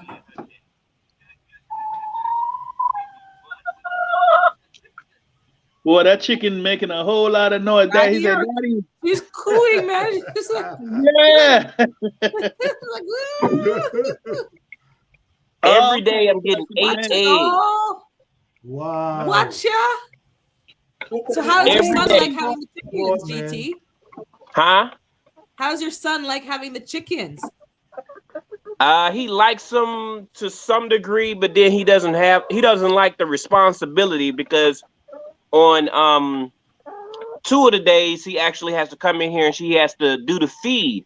But I set the feed out for him anyway, and you know, he'd be like, Dad, I really don't want to do it. And it's like, it doesn't matter. I'm your daddy, so you got to do what I tell you to do. So it doesn't matter. You need to try to appreciate it the best you can, and try to, I don't know, think of a song, make up a movie, something, put on a YouTube while you're doing it. You better do something to entertain yourself, but you have no rights like that. I'm sorry. I don't know what these people telling you at school, but it don't run like that, partner. My job is to instill certain things in you. And one of those is responsibilities. So you're going to do that because you eat the egg. So you get out here and you do it. And it doesn't even matter if you didn't eat the eggs. This is a family, so we support and we help each other. I agree. I agree. That's how it works. I thought GT was to be like, oh, he likes it. No, I'm the father. I'm gonna tell you. And I don't right. even talk like that to him. I don't. I be like, son, well, I'm sorry, but this is a responsibility and this is my job. And I don't even talk like that. I guess I got a little hype real quick. Hey, listen, I went through that I'm when glad you guys are seeing the eggs. I'm glad it's good. Hey, I went through that when my daughter was a teenager. She tell me what she gonna do and what he ain't gonna do, because they tell me at school that if y'all do such and such, I can call the police. I went and told her, go pack a bag real quick. She's like, for what? Yeah. I said, cause you gonna go with when you call them, you're gonna go with them. Bye-bye. Because I'm gonna stop feeding you, I'm gonna stop clothing you, and you can go on out there with them people. She's like, but hell, I told her you only gonna have one opportunity. You're gonna have one opportunity to call the man. You ain't gonna get two. And the thing is, one opportunity to call the man. You ain't gonna get two. I got that echo again, but anyhow. But she figured it out. The last person because they have the YouTube playing. You have to mute them because they keep having the YouTube playing. Fifi, you gotta mute your YouTube. The speaker, yeah. It's mute. That the YouTube channel, you gotta mute that. Yeah, it's on mute. It's on mute. Okay. Okay, all right. Because we keep hearing it. Okay, so go ahead. Okay. All right, welcome on stage. It's Fifi. Well, thank you. Boy, David, that chicken trying to be front street, boy, making a whole lot of noise. So how you doing? Do you want to tell us about your channel? Talk about your channel. Sure. Well, my channel is about everything, actually. Mm-hmm. Just my journey in life and how I go about, doing things in my garden, in my backyard. I don't have a lot of space, but I do a lot of gardening. I raise my own chickens for meat and eggs. I raise my own turkeys, but the turkeys I do every other year. So this year I didn't do turkeys, but I'm going to do some next year. I did some last year. So I do have a lot, stored up. And that's pretty much it. I hunt public lands. And what else? I fish a lot. Pretty much trying to live off the land as much as I can. It's fun for me. It's something I love doing. I enjoy doing it. So. Hey, Fifi. Yes. I love how you con the dog with that stick. That dog was like, "Nah, I ain't bringing you no damn stick." And then you like, "Oh." That dog is a trip. You guys have no idea. You guys have absolutely no idea about that dog. She is something else. But she's fun. She is fun. But you inspired me with so you guys are gonna be seeing a lot. Yeah, you inspired me with your meat birds. I want to try get some chickens, but I'm just good. Because I don't eat a lot of meat anyway, but I was gonna have me a couple chickens just for eggs when I do eat eggs. But you should try it. You should try it, Demu, because you have the space and you have the weather. I would say, I would say try it. Like, I won't tell anyone like don't try, because when you do try it yourself, it's your own experience. Right. And my local nursery here, they have chickens. They got they got the red racer, and they got a whole bunch of stuff. You can just go there and you don't have to order. You just go right there. Yeah. Pick out your chickens. And the thing about my area, it's double zone, so it's industrial / farming. So we get away with having chickens in our yard. Yeah. Oh, okay. Nice. Mm-hmm. Nice. A couple of my neighbors got chickens. You can hear them too. Well, a couple of the neighbors complained because they had a rooster, so they had to get rid of the rooster. Joker making up a whole bunch of noise. Yeah, those roosters don't stop. Don't get a rooster. They're too noisy, but the hens are fine. Yeah, don't. That's why I'm not getting I don't want nobody coming complaining on my house. I can't have roosters here. Yeah. Where are you at? The neighbors will complain. because they don't stop. They don't stop crowing. Like all hours of the morning, they will. Where are you, Fifi? What state are you in? Massachusetts. Ooh. Oh, Massachusetts. Okay. Is that what you're asking? What state? Yeah. You answered. Yeah. So you have a cold. You have a cold climate too, then. Yeah, I think so. I think like Boston, I know is cold, so I guess you're in a cold climate too, Fifi. Yeah. Okay. So you have winters too, like how we have. I see all those eggs. GT, you have what, 6 eggs there now? David on the verge, on the verge. Yeah, and you get the compost too, D-Mood. If you get chickens, you get the natural compost to add to your garden. Mm-hmm. And you get the eggs. So that's why I'm getting them, because my dad's already counting down the compost. I'm like, he goes, yep, I'm looking for my half of the compost. I said, but the man already claim half of the something there. Yeah. But I guess, that's good though, because now I'm doing it as a family project. Like, it's for all of us to learn so that we can come off the grid if we need to. And now he's actually they were like, no, we don't want to do it. But now they're interested. Like, they're looking forward to the egg and the fertilizer and the, right, the personalities of the hens and so forth. So I'm glad for that. Well, what I did, nice. I did a test to see if I could go entire year without eating any kind of meat products. I'm talking, but I don't eat red meat anyway. But the meat that I do occasionally eat is chicken and turkey. So I went a whole year to see if I could do it, and to supplement, eating kale and callaloo and potatoes, just root stuff. And Hardy, I did it for a whole year during the pandemic, and it worked. I didn't have to go out and go buy nothing. Everything I was eating, I literally grew out my backyard. Yes, that's what awesome. I like, man. Mm-hmm. Awesome. That's good stuff. Because a lot of our backgrounds are, farming, like where we grew up, where we're from. A lot of us, I noticed, we have a background in it. You know what I mean? So it's like you revert right back to where you came from. Mm-hmm. And for me, that's really what it is. And as I got older and as my kids got older, I was like, you know what? I have the time now. I can do more in the garden. I can do more things that I enjoy. And so I was able to start raising. I've always had gardens, but I was able to raise the chickens and the turkeys, do eggs and my meat birds. And it's so liberating to know that in 2020, guys, I was not rushing to get any food to store up, because I had a lot of food. I had a lot of my own food. And it just kind of struck me to see like how people were like crazy going around trying to find this to eat, trying to find that, trying to store up. It's just, and I just was shaking my head, because I'm telling you guys, a lot of us just sit and wait for something to happen to take action when we know that we should be like storing up, like just in case. Because growing up, we always used to do things just in case.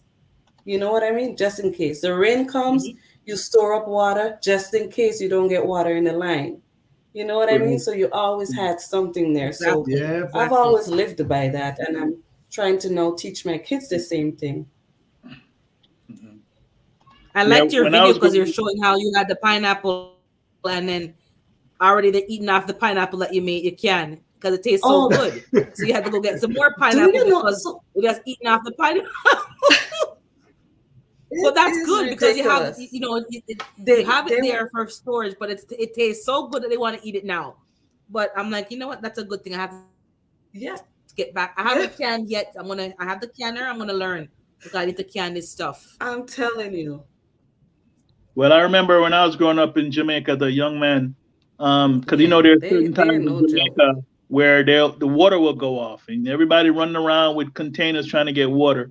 And I remember my father, he got 4 barrels, the aluminum type, and we had them situated around the house where the water would run off the roof and fill those barrels, and we just kept them sealed up so it wouldn't harbor mosquitoes or anything. And when water was short, we just went to the barrel and boil it and did what if we had to take showers, cook, whatever. Everything was always there. It was always some kind of preparation for what if. I mean, absolutely civilized America, I still had that mentality in my head of always be prepared for the government not to be here for you. And if you're sitting around waiting for them to take care of you, that's a mistake. Oh, you're done. Absolutely. Yes. And the funny thing is, the FEMA tells you all the time. If you go look at the FEMA website, it tells you be prepared to take care of yourself for 3 days to a week. The government is already telling you prepare for yourself, because if it's so bad that we can't get to you, what are you gonna do? Yep, you're on your own. That's common sense right there. Own. That's common sense. You should know you got to prepare in case. Because for real, it's if not something common really anymore. Common sense ain't common. No. People are so spoiled with the lifestyle that we've been living, and you go and you get something, you Amazon it, Prime delivery, 24-hour shopping, the blue stores open till midnight. Anything you want. They haven't lived how we kind of with the convenience where the water turns off, right there that when the GPS turns, the GPS turn off, when the the water come on, but it's brown because it's contaminated. They haven't learned, because they got spoiled in this country, so they don't know. Someone's in the green room. Right. I think GT's in the green room, Planter. Okay. GT's in the backstage. Okay, there he is. I didn't even know you leave. No, him got off. Oh, he didn't leave. Oh, you didn't know. We saw him bragging about the egg and then take off. It just disappeared. Yeah, even though he was flashing eggs. He went back to the chickens, I think. Yeah, so that's why Planter, it's not common. They have an experience, and we know. Even here, we had the ice storm, and power was off, and all kind of stuff. Like, stuff could happen. It's not just about the world ending. A disaster could happen, and you don't have the power or the heat or the water, and you need to have things in your house to survive for at least a week. Never mind more. But the people that don't, and then they go to the store and they're fighting over toilet paper and kicking down people for TV and Black Friday, all kind of stupidness. No, sir. When you could just as easily take that money that you're gonna buy these new expensive TV, go buy seed and save plant your food and have something ready for you in case something happens, It's just even just water. People don't have no water in their house. I have cases. I just bought about 4 more cases of water the other day, just in case. I bought extra canned food and dry goods that I can cook easily on a gas hot plate in case something happens. You have a little just in case. I stock up on stuff because you never know. I just in the store at that time. Go ahead, GT. Sorry. Go ahead, GT. I'm sorry. No, I got a 55-gallon barrel because of that too. Like we buy bottles of water. I bought a 55-gallon drum and I painted it black. And then I'm using a water heater clamps or whatever. Mm-hmm. And I'm using that to clamp it to the wall so it won't tip over, because we have earthquakes here. So I'm trying to do the best I can with securing it to the wall, so I don't have 55 gallons of water on my garage floor that's gonna freeze. So yeah. You don't want that. Yeah. Hey GT, I saw you had a video. The first part of the video, you had a little black bear on there. So you got bear problems out there? we have it here in Virginia really bad. We have black bears. So when you come out your door, you don't just step out your door. You look before you go out there. Oh, yeah. Are you serious, man? Yeah, my mother has it really bad. My mother is down in Florida. The bears be out there in Florida knocking over garbage cans and everything. Matter of fact, she said when the kids go to school, they have to have adults go out there with them, because you don't never know what you're gonna see when you go outside. Yeah. Probably alligators too, right? Yeah. They got gator. Gator don't be playing. Yeah. You be going out to go for a little walk, and then you see that's all these scary, animals man. after you, running you down the street. Yeah. But you see black bears here in Virginia. They be running across the street, get hit. I saw a black bear one time chasing a deer across the street. That was like what? I was like, what in the world?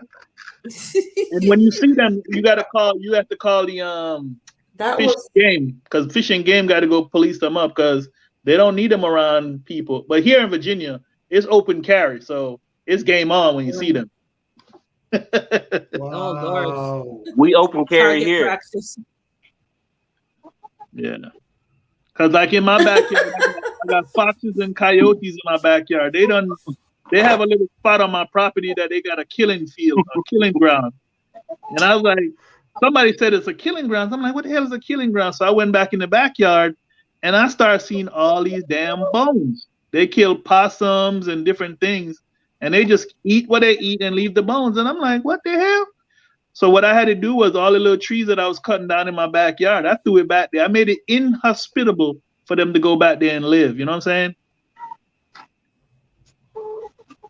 I'm all about nature to a point. I don't want predators in my yard. A whole boneyard in your Yeah, in my backyard, I had a whole boneyard. They like killing the possums and the rabbits, and they just leave the bones back there. Like, hey, we left you a trophy. Like, oh what? my goodness! So you're the bone collector now? Wow. I'm the bone collector. You know. Oh gosh.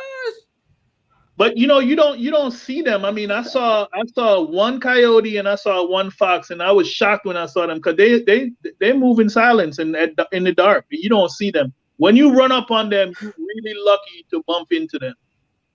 Now you will run into everything else they eat, but you won't see them. So what if you see them? What if you walk into them? Well, most of the time, if they're not used to humans, they'll take off. But if they have like cubs or whatever, they'll stand their ground and they'll attack you. Oh wow! But very, very rarely you hear of that ever happening. They usually run off. Yeah, because they have to protect their cubs. Right. Yeah. Wow. Now, believe it or not, the things that attack you here more than the predators is deer. Deer will attack you. They are not scared to run. They will hoof you to death. I'm like, I have a herd. For some reason, they like my yard. They come like 10 to a herd. They be sitting in the corner of my yard. And what I have to do is I have to go out there and spray it with my urine. And I go out and spray urine with intention. I store it up for 2 days, pee in a cup. Spray with intention? You gotta put your intention in your pee. Like, I don't want you here. Get off my property. Blah blah blah. And then I go out there with a spray. I put a little water to make it a mud, and I just spray the area that I constantly see the deer. And after a while, they because every animal smells stuff, and they know if they want it or not, or if they can take you or not. So it keeps the predators out and it keeps the prey out. So I just spray, because that's what I had to do with my neighbor's dog. He had a vicious ass dog, so I just sprayed the fence line with some of my pee. He smelled that shit. He ain't come over the fence line no more. He stayed his ass on his property. Lord, really? Like, this man ain't playing. This man ain't playing. Yeah. Hey, but you can't just use any pee. You got to do it with intention. So when you peeing, you got to be mad. You got to be thinking evil thoughts. Like, if you come on my property, I'm killing you. I'm hurting you. You got to do it with intention. Oh man! You know what? I heard somebody. The angry urine. Oh my God. Listen, I heard somebody say that one time, and I thought, man, that ain't gonna work. That's a joke. And I said, well, you know what? It won't hurt me to try it. And I've been doing it now, going on the last 4 years. I go out there and spray, mist, because you got the sprayer. I got a sprayer just for that. I don't put nothing else in it, just pee. And I go out there. I told my wife, I said, I need some of your pee. She like, I'm a female. They're not gonna think I'm a threat. You know what? I ain't gonna lie. I went out there and sprayed with her pee. That mug started coming back. They was like, they ain't scared of her. Exactly. I was like, nah, we ain't using no more of your pee. Yeah, they ain't scared of you. They scared of me though.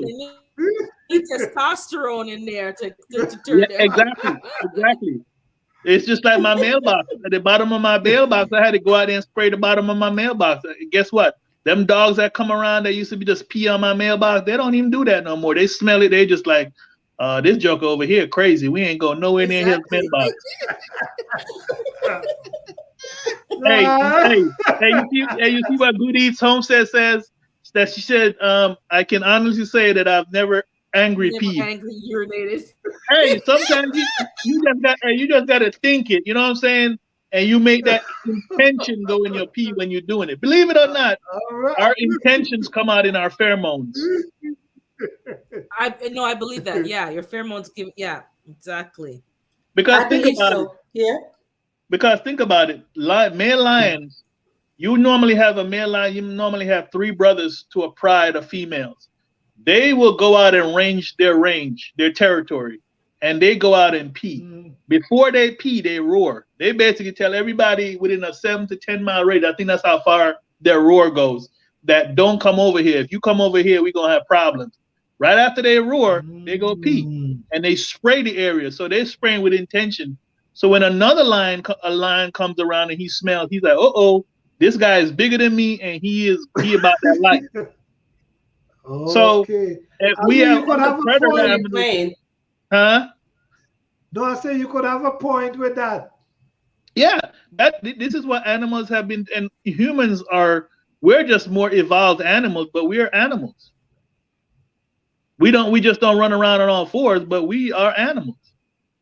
You know what I'm saying? We're the you know, right. we have. If we do pay attention to animal behavior, like we realize. Whoops. Go ahead. Well, I know I watch my animals because, especially my birds, I watch the birds that come in my yard. They are usually the clue to me that some of my fruit crops are getting ready to be ripe. Like my blueberries, my strawberries. When I start seeing certain birds show up in my yard, it's time for me to get out there and cover it with a net or go pick. Because when they show up, they eat everything. And they come and they check it out for you. Make sure they're ready. You remember Neesberry? You ever had a Neesberry? Neesberry. It kind of looked like a kiwi, but it's not a kiwi. It's a, I don't know what else they call it every other place, but we got Neesberry. Well, Neesberry, one of the things with Neesberry, when I was growing up, we would not pick a Neesberry until a bird messed with it. Like they would go and pick a hole at it. That's when we knew it was safe to go eat it. So there are certain things that animals do that you just fall in line with them. Do you sell that pee? No, I don't sell my pee. No. Dave is a trip. Hey, good night, Miss Ranison, Grandma. Who else did I miss? Good night, Mike, Chaotic Garden. Who else I miss? If I miss anyone or unimportant home said good night. Thank you guys for being here. I appreciate you guys.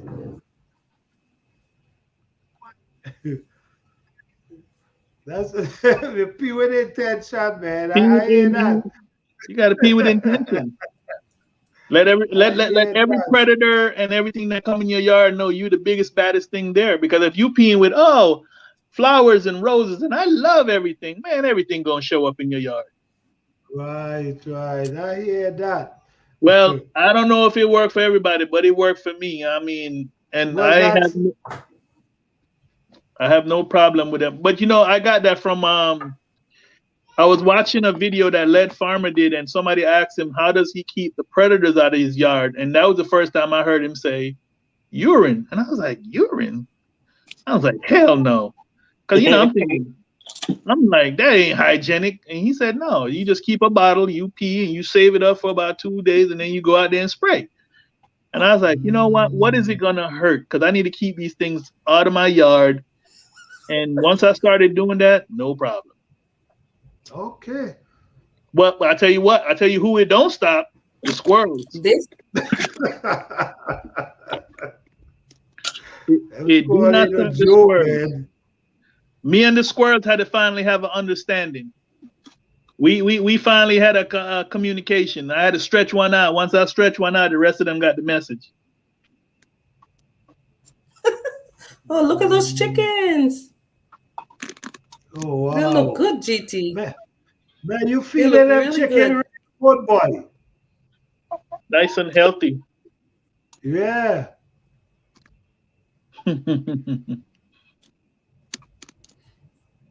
Yeah, they stay calm once I give them some food and some water. They ain't had no water yet.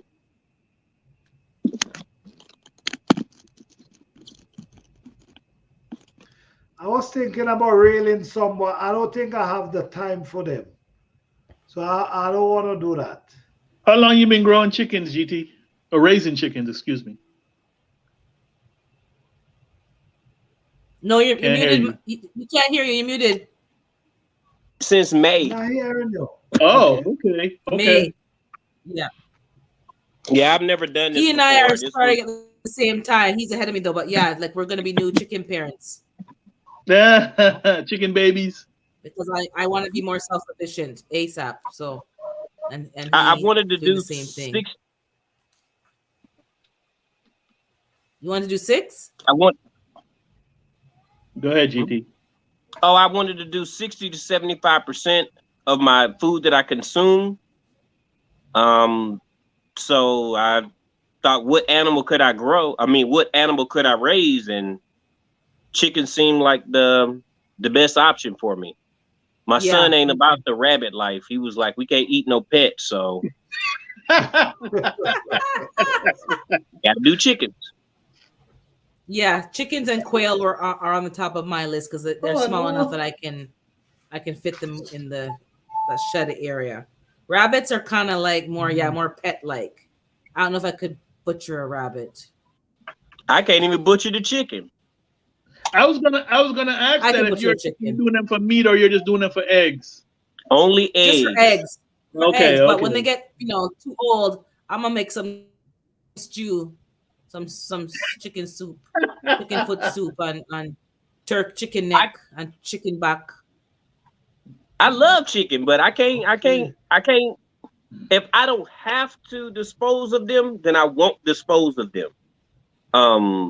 But there's a guy that all I got to do is just call him and he'll be like, all right, man.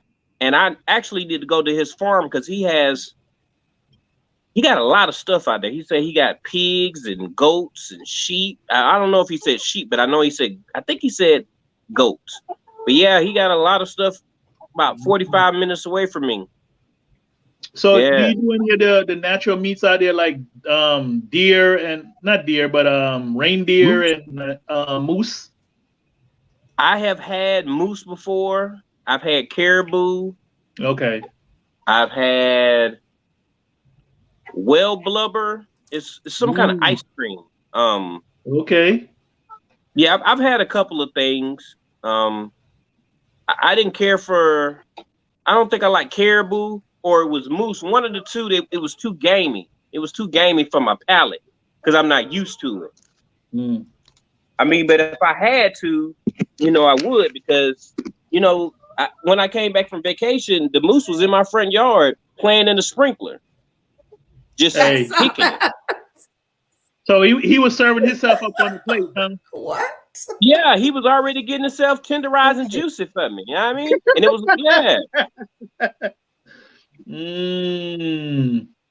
So I ain't got to worry about meat. It just here. And then around the corner, there's some rabbits because I seen one in the street. So we got rabbits too out here. So this just in the streets. It ran across the street and it didn't hit its turbo and it was out there. Yeah, I got a ton of squirrels here and I got a ton of rabbits here. So if it ever came down to that, I need a meat source, it'll be game on. But I mean, right now they're good. They're running around free and just eating everything in sight. So I'm fattening them up for one day when I have to take them out. Yeah, bear meat is good. David Corey asks, how's bear meat? Bear meat is good. It's got a little, it's like a tang of, it's like a gamey but Swedish taste. But this was like 20 years ago that I tasted it. I think I like bear meat and caribou. I think those are the two. Ouch. Yeah. What's something picking you, GT? Are they picking at you? My ring. They not, chickens ain't that smart, I don't think. So they see my ring shining, so they pick bird brain. Bird brain. So as long as they got, I got them a little, I cornered them off a little bit, so they just run around a little while I'm out here, and I just watch them for about an hour, and then I corral them back in there, and if I'm not paying attention, they'll pick at my ring, because I never take it off. Hey, you see what Duval City girl put? That hers are for eggs, but if they don't start laying, she gonna have something for them. Eating up my money. I had them since May. Oh, they haven't laid eggs yet? Don't they lay at 6 months? They should have been. They're supposed to be laying any day now. Yeah. I think I heard you put a fake egg in their nesting box, kind of get them into the laying mood. Put a fake egg in their nesting box so they can feel like laying. Are they heavier birds or are they smaller birds? If they're heavier, they're going to take about 8 months. Oh, 8 months.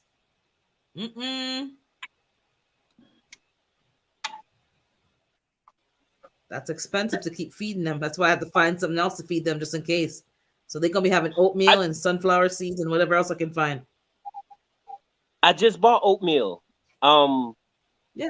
I ran into a lady that lived next door to one of the jobs that I work at, and I seen some feed in her car, and it looked like the same kind I got, and I was like, "What you got back there? Chicken feed?" She was like, "Yeah." I was like, "You got chicken?" She was like, "Yeah." I was like, "How they doing?" She was talking to me, whatever. And I told her I was gonna build one. She was like, "Oh, you are?" I was like, "Yeah, you didn't." I was like, "You bought yours?" She was like, "No, we just turned a dog house into a chicken coop." I said, "Oh, okay." And she was asking me something. I was like, "So how's it feeding them?" She was like, "Well, they love the oatmeal." I was like, "Oatmeal?" And she was telling me that she gave them last time. Yeah, as I was saying last time, they like oatmeal flakes. So, and that's affordable. So just mix that in there and stretch that food. So put some black sunflower seeds in there, and put some even some beet, like your juice pulp, and put that in there. What about boiled rice? Like boiled rice. Yeah. I think people give them their leftovers. Leftovers every once. Go ahead. Sorry. No, I remember my father used to boil rice and feed them. Like they cook the rice hard, cook it, and feed them with it. I see Unimportant Homestead said his girls like food scraps. Yeah, food scraps. Yeah, they're omnivores. So they eat meat and anything. So if you want to give them, they even eat their own eggs. If you want to scramble up some eggs and give them some scrambled eggs, I see people give them scrambled eggs. And with the shell. The shell gives them calcium. I have given them scrambled eggs. Yes. With some garlic in it. Wait. You feeding them their cousin? That's what you say? You feeding them their cousin? Yeah. Hey, you see what You see what Duval City girl put? She said, "I've been playing the Lane song. I put fake eggs. They looking at me like I'm crazy. I gave them everything, even my lunch. Damn." You gonna have to show them the frying pan then. Show them the frying pan, the cast iron skillet, and said, "If you don't lay this damn eggs, I'm gonna put you in the skillet." Make sure that your protein levels are above 16 or higher. That's what I understand, to get them to lay eggs. That's what I understand. But I haven't given my chicken any meat products at all. I've given them like the carrot top. They like bread, rice, any seeds. I'm not giving them no bread. And bugs. Bread. Yeah. Let me ask you. They eat mice. Yeah. let me ask you, don't y'all have to give them some kind of gravel for their goit or whatever, so that they grit, yeah. Okay. Yeah, they like Grit. Yeah, they like Yeah. bread. Okay. And that's if they don't have like an outdoor space to peck around, because they will peck on the little stones or rocks to substitute for the grit. You don't actually have to buy the grit for them if they have that space that they can peck around in the dirt. If you give them eggshell, is that not grit? This eggshell is a form of grit too, and also a form of calcium. Yes. Mm-hmm. Okay. I'm not gonna give them no. I'm not gonna give them their cousin. Their cousin. I can't do it. They're eating on their cousin. Because then they might consciously, they might get a little half a brain cell and be like, you know what? I don't have to wait for him to feed us. I can just go bust his egg and eat it up. No, they're not that smart. They're not that you ain't smart. taking away from my food. They're not that smart. No. If you leave the eggs, I know they not. They'll break them and crack them if you cook the eggs and scramble them, they don't know it's the same egg. They're not that smart. They're kind of the dodo birds, the dodo. So you just cook it up and mix it with rice. You mix it with breadcrumbs. Yes, you give them all this kind of like in the chicken feed. Yeah. David's saying it's in the chicken feed, but sometimes you do have to give them extra because there's not enough, especially for like in the winter time. Like you want to make sure they're getting enough calcium for the shells and that they have sufficient, because sometimes the feed alone does not do it. Did you see Don't what give them David they'll start breaking their eggs?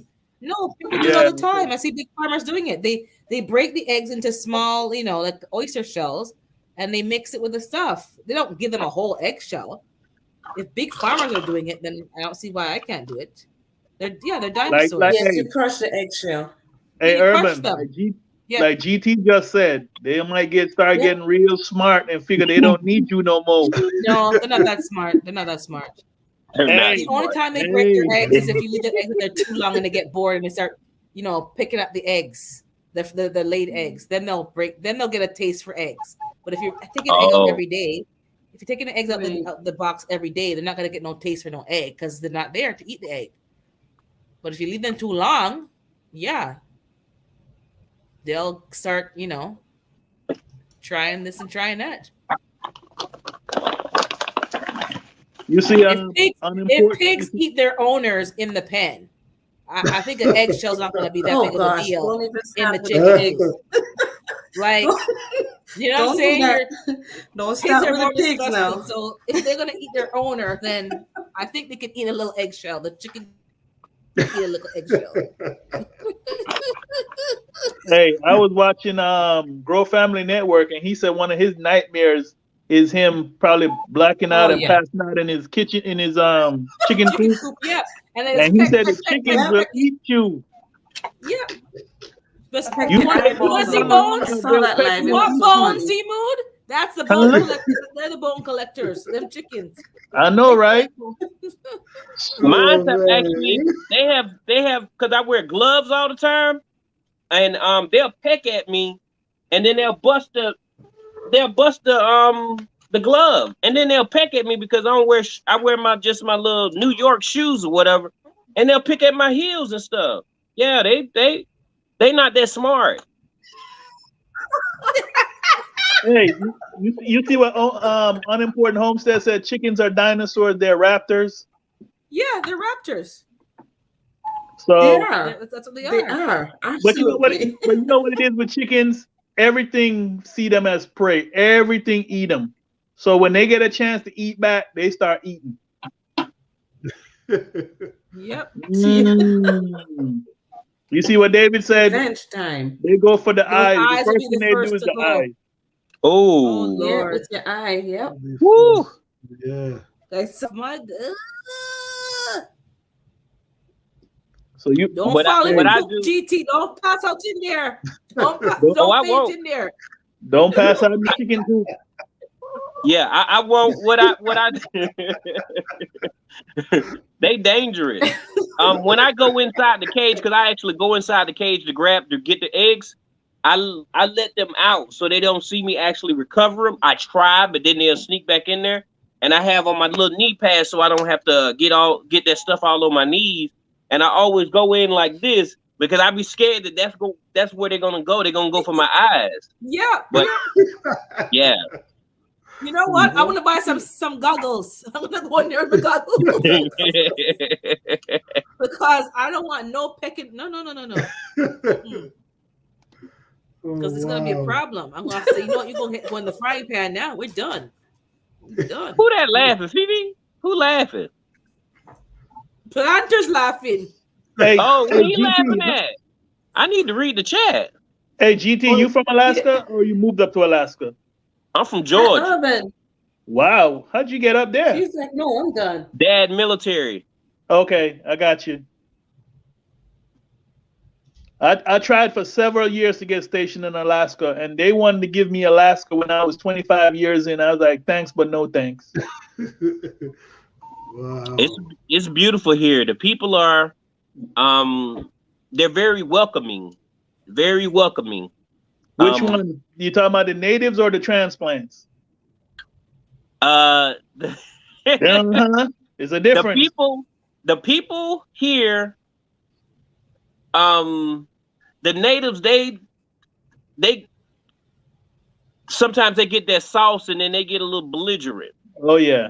Yeah, and it's like, you know, we got a lot of enemies as black men. You know, I know it's different races in here, but man, this junk be getting to you sometime because yeah.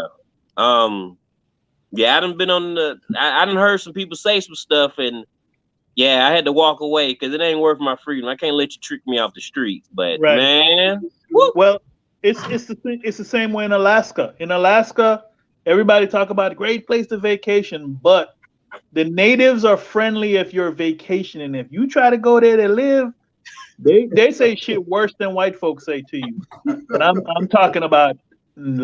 I've been there, so I know. I'm not just saying what I heard. I'm saying what I know. The natives in Alaska, and I heard about the natives in Hawaii. They rah-rah. They like, nah, y'all stay in the mainland. Don't come over here. Yep. So, you know, but, you know, they mad at people that look like me and you, but they need to be mad at the other people, the one that take their stuff from them. I don't want them from them. Just teach me what you know. That's all I want. I want to learn from you. I embrace different cultures. I ain't even about that life. I don't try to impose nothing about me on you. Let me see what you're doing. Teach me, show me. You know what I'm talking about? Yeah, and I mean those are rugged people because a lot of them are subsistence living. They live off the land. Yeah. They are more adapt to do without the modern conveniences because it's been bred into them. Yep. You know, it's so funny because my wife is from the Carolinas, and when I go down there, and you know, my family members on her side know that I garden or whatever, they ain't trying to have no parts. You know what they tell me all the time? Listen, we was getting whipped and stuff to get to farm. I ain't doing no farming. I'm like, listen, that was generations ago. The body you feed is your own. You're gonna be talking about some stuff that you never experienced while you ain't gonna grow your own food. That doesn't make sense to me. But but that's just me. And then you're gonna allow somebody else to provide all your food. That's the whole reason why our parents brought us up. They want us to be independent. They got us out them Pampers. They taught us how to brush our teeth. They showed us how to fill out a job application. They told us to wear a tie and all that so we could be more independent. So why can't you grow some of your food? That's what I tell them. Well, you done went up there and became a farmer.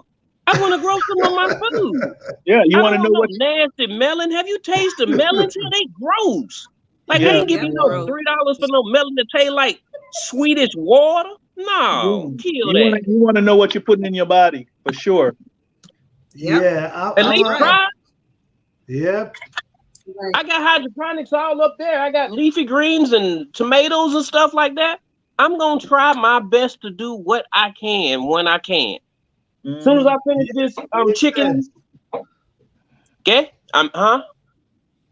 It makes sense. Yeah. You see what Davis put up here about Texas has the nicest people? Yeah. See, Texas is a Yeah, we can't give country the all people by too much itself. control over us. Listen, Texas ain't even a state. Texas is the country of Texas. I lived in Texas 3 different times, and each time I was in Texas, I always heard them talking about welcome to the country of Texas. They are different in Texas, but I mean it's a great place to live. The 3 times that I was there, I was in San Antonio one time, twice I was in San Antonio, and the other time I lived in El Paso. And for people that have never lived in a border town, when you are hearing people talk about immigration, if you have never lived in a border town, keep your opinions to yourself. Because when you go live in them border towns, you really see what them people are talking about. I mean, it's a trip. And when I lived in El Paso, we looked right across the Juarez. Now, I've been to war 3 times, and I've seen gunfights. When I was in Texas in El Paso, you could literally the UTEP, the University of Texas El Paso, you can stay on the campus, look over, and you will see Juarez, Mexico, and go there at night. Me and my wife and my kids, we would have folding chairs. We would go to the University of Texas on their campus and put the chairs out, and you can literally look over into Mexico, and they have gunfights going on. You can see the different color traces, red and the green, back and forth. I mean, so those border towns ain't no joke. So when people are making comments about, oh, we should have an open border and we should have this and da da da da da, man, be careful what you ask for and be careful what you wish for. Shut your mouth and learn first before you start commenting. True. Because when you live it, then it's a different thing, right? Yeah, I mean, we lived there for a year, and they made it off limits for Americans. We couldn't even go across to go visit and see, how the Mexicans actually live, because every day on the news they would show you somebody hanging from a light pole. They is no joke over there. No joke.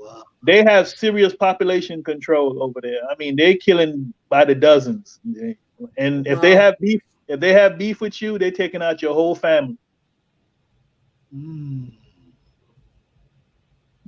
So you take it for what it's worth. It's okay, the great state deep in the heart of Texas. That's what I'm talking about, David. And then don't forget to get that diatomaceous earth for poultry and pets. This is for indoor use. This is what I bought as well for my chickens. So they still want a dust bath. Food grade. All you need is food grade. You don't need chicken one. Food grade is the same. Where I get it from? You can get it from any supply store, animal supply store, and it's cheaper. It's a big bag. They gave me this little bit of thing for $10. No, that's they tricked me. Tractor Supply, even the food supply place has a food grade. I think because you're in Alaska, that's why. Yeah, because maybe it's harder to get the big bags. Yeah, I get mine at Tractor Supply. Yeah, Tractor Supply has a big bag. I get mine at Tractor Supply. Tractor Supply, you can go get a 20-pound bag. Lasts a long time too. Yeah, 20-pound bag or 25-pound bag for a good price. He has a big old bag. I got this bag right here, and I got this cheap, and this is what I got from my health store that's here. But this is the food grade. Yeah, the food grade. That's all you need. The food grade is the 20-pound bag. The 20-pound bag that they got at True Value and the Trader Supplies. Those are like for livestock, so you can still. It's the same thing. Once it says food grade, know. Yeah, but they label it different. But it's the same crap. If it says food grade, it's food grade. Yep. I check my stores here, and the ones that are labeled for livestock are more expensive. So I'm not fool. I mean, if I go and figure out it's the same thing, so I'm going to buy some from over here. I'm going to they have beet pellets with molasses. I'm going to mix that with the chicken feed with the alfalfa pellets, and that's going to be my feed. Because I ain't paying no $30 for no bag of food to last me 3 weeks with these greedy birds yamming on the place and not giving me not one egg yet. No, sir.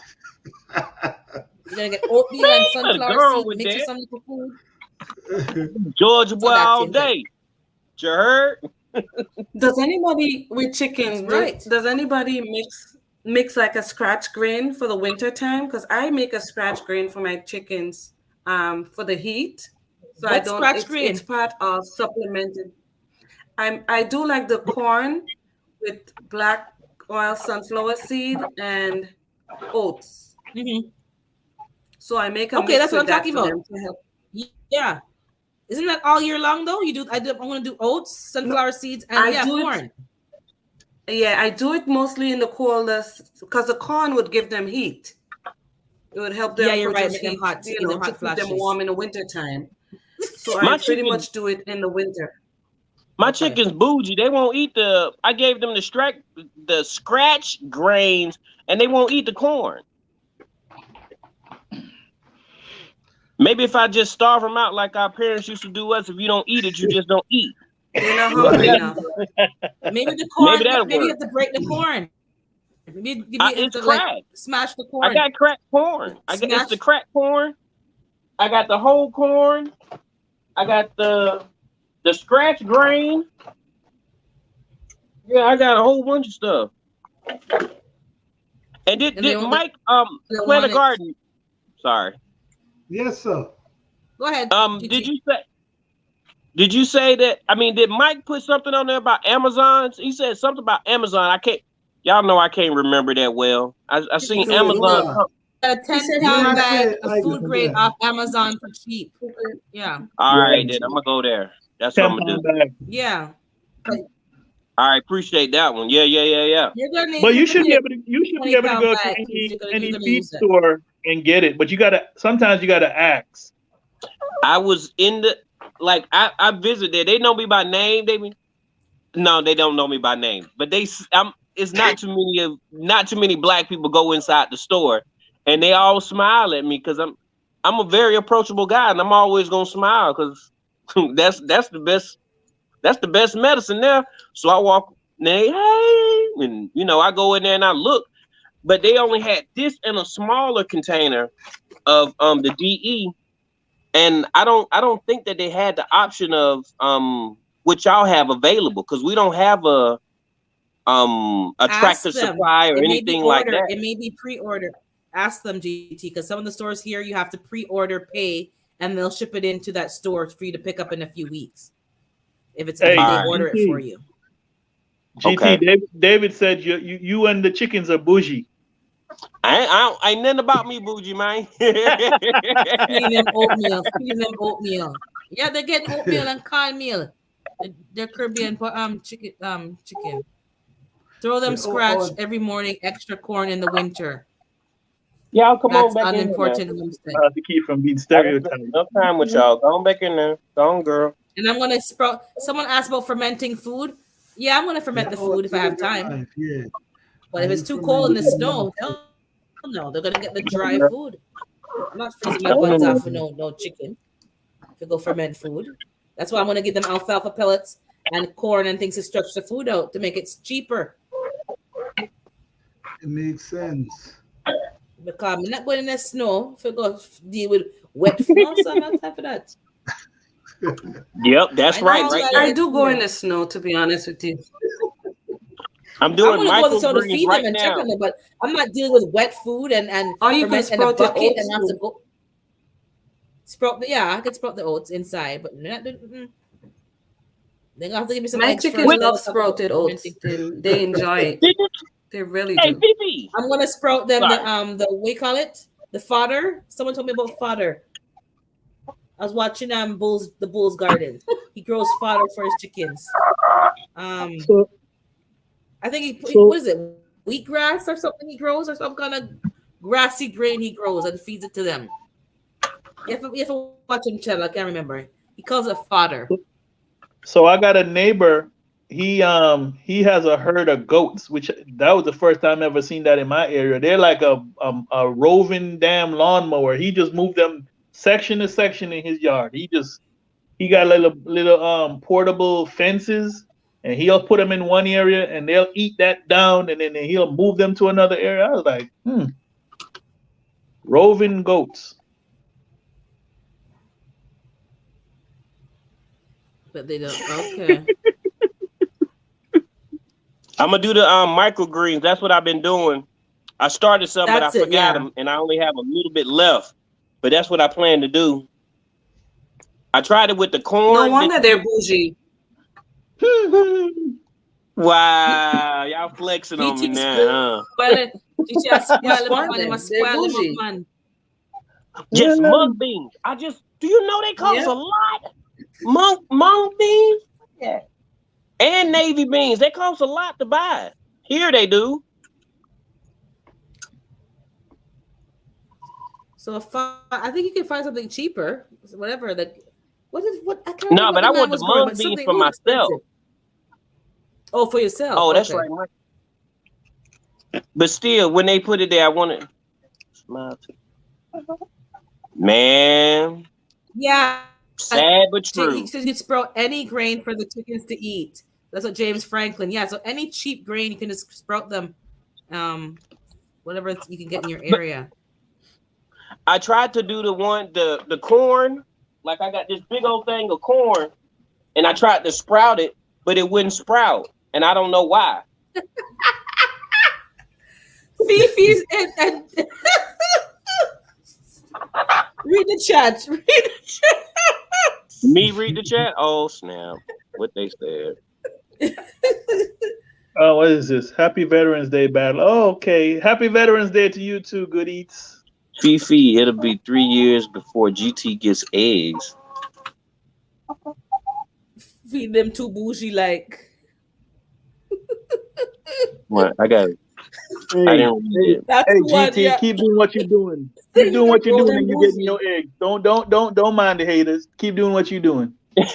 I ain't gonna let I can't let no circle knock me off my square. There it is. It is. Yeah, I can't let them stop me. My daddy tried that one time. Fifi chimed in. I'm like, Fifi.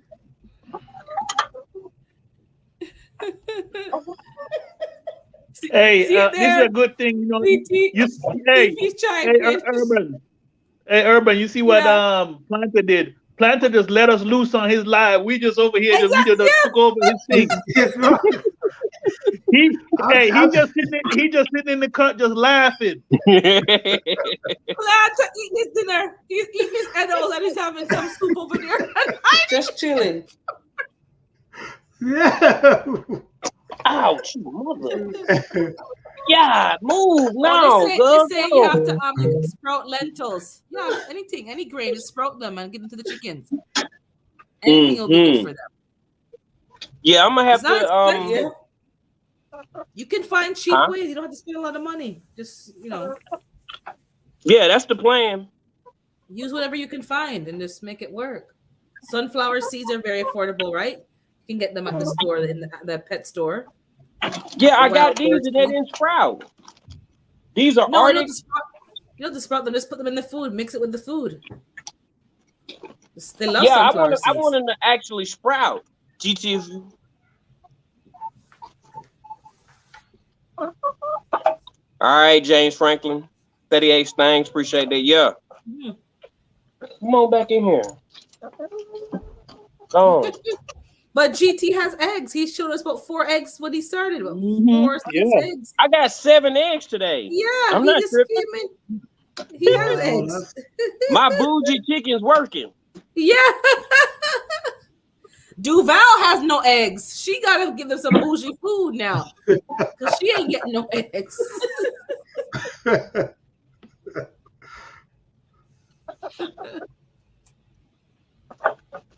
I would like to thank all the veterans for their service. Yes. Tomorrow's Remembrance Day. Well, we call it Remembrance Day over here. Okay, Who don't have eggs? Shows the brand he uses in Sprout videos. Okay. Say what? What you just said, Urban? Mike's Chaotic says he shows the brand that he uses in his Sprouts video. So check Mike's Chaotic. Sprouts video? Okay, sprout grains. All right. Yeah, Mike's Chaotic was saying, GT, that he goes to the dollar store. Well, it's $1.25 store now, but he goes there and he gets the seeds and he sprouts it and then gives it to his chicken. Yeah, that's what I want to do. We ain't got no real dollar. We ain't got no real dollar store. Ain't no such thing. We ain't dollar stores no more. They $1.25 stores. They like $3, $5 here. Oh, okay. I'm gonna go, guys. I'm gonna go get ready for bed, so I'll be in the chat. So I'll see you later. All right, thank you. All right, Urban, have a good one. Thank you, thank you, appreciate it. Thanks for having me. See you later. You're welcome. Good night.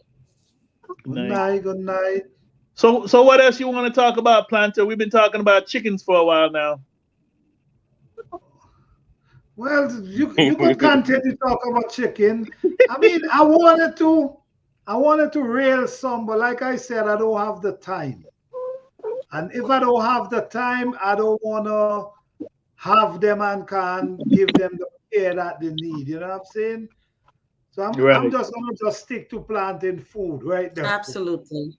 Which is, I'm with you on that one. That's, okay. I mean, doing the chicken sounds good, but I'm going to stay within my wheelhouse. Yeah. I mean, I know how to grow chicken. I mean, I grow chicken a lot in my young days growing up. As a liquor boy, you know, it's every day got to feed chicken, you know. So I understand. So I know the care that they need. And I don't have the time for it. So I'm definitely not going to put myself into it. You know? I mean, once you get them established, like, because I've had chickens for 4 years now. And once you have an adequate place for them, their housing, their run, their coop, their nest box, it's easy peasy after that. So it's not a lot of work for me. The work comes in when you have the baby chicks. That's when the work is. So from that moment on, once you get another cycle of baby chicks, then the work starts all over again. But for me, it's not a lot of work. Okay.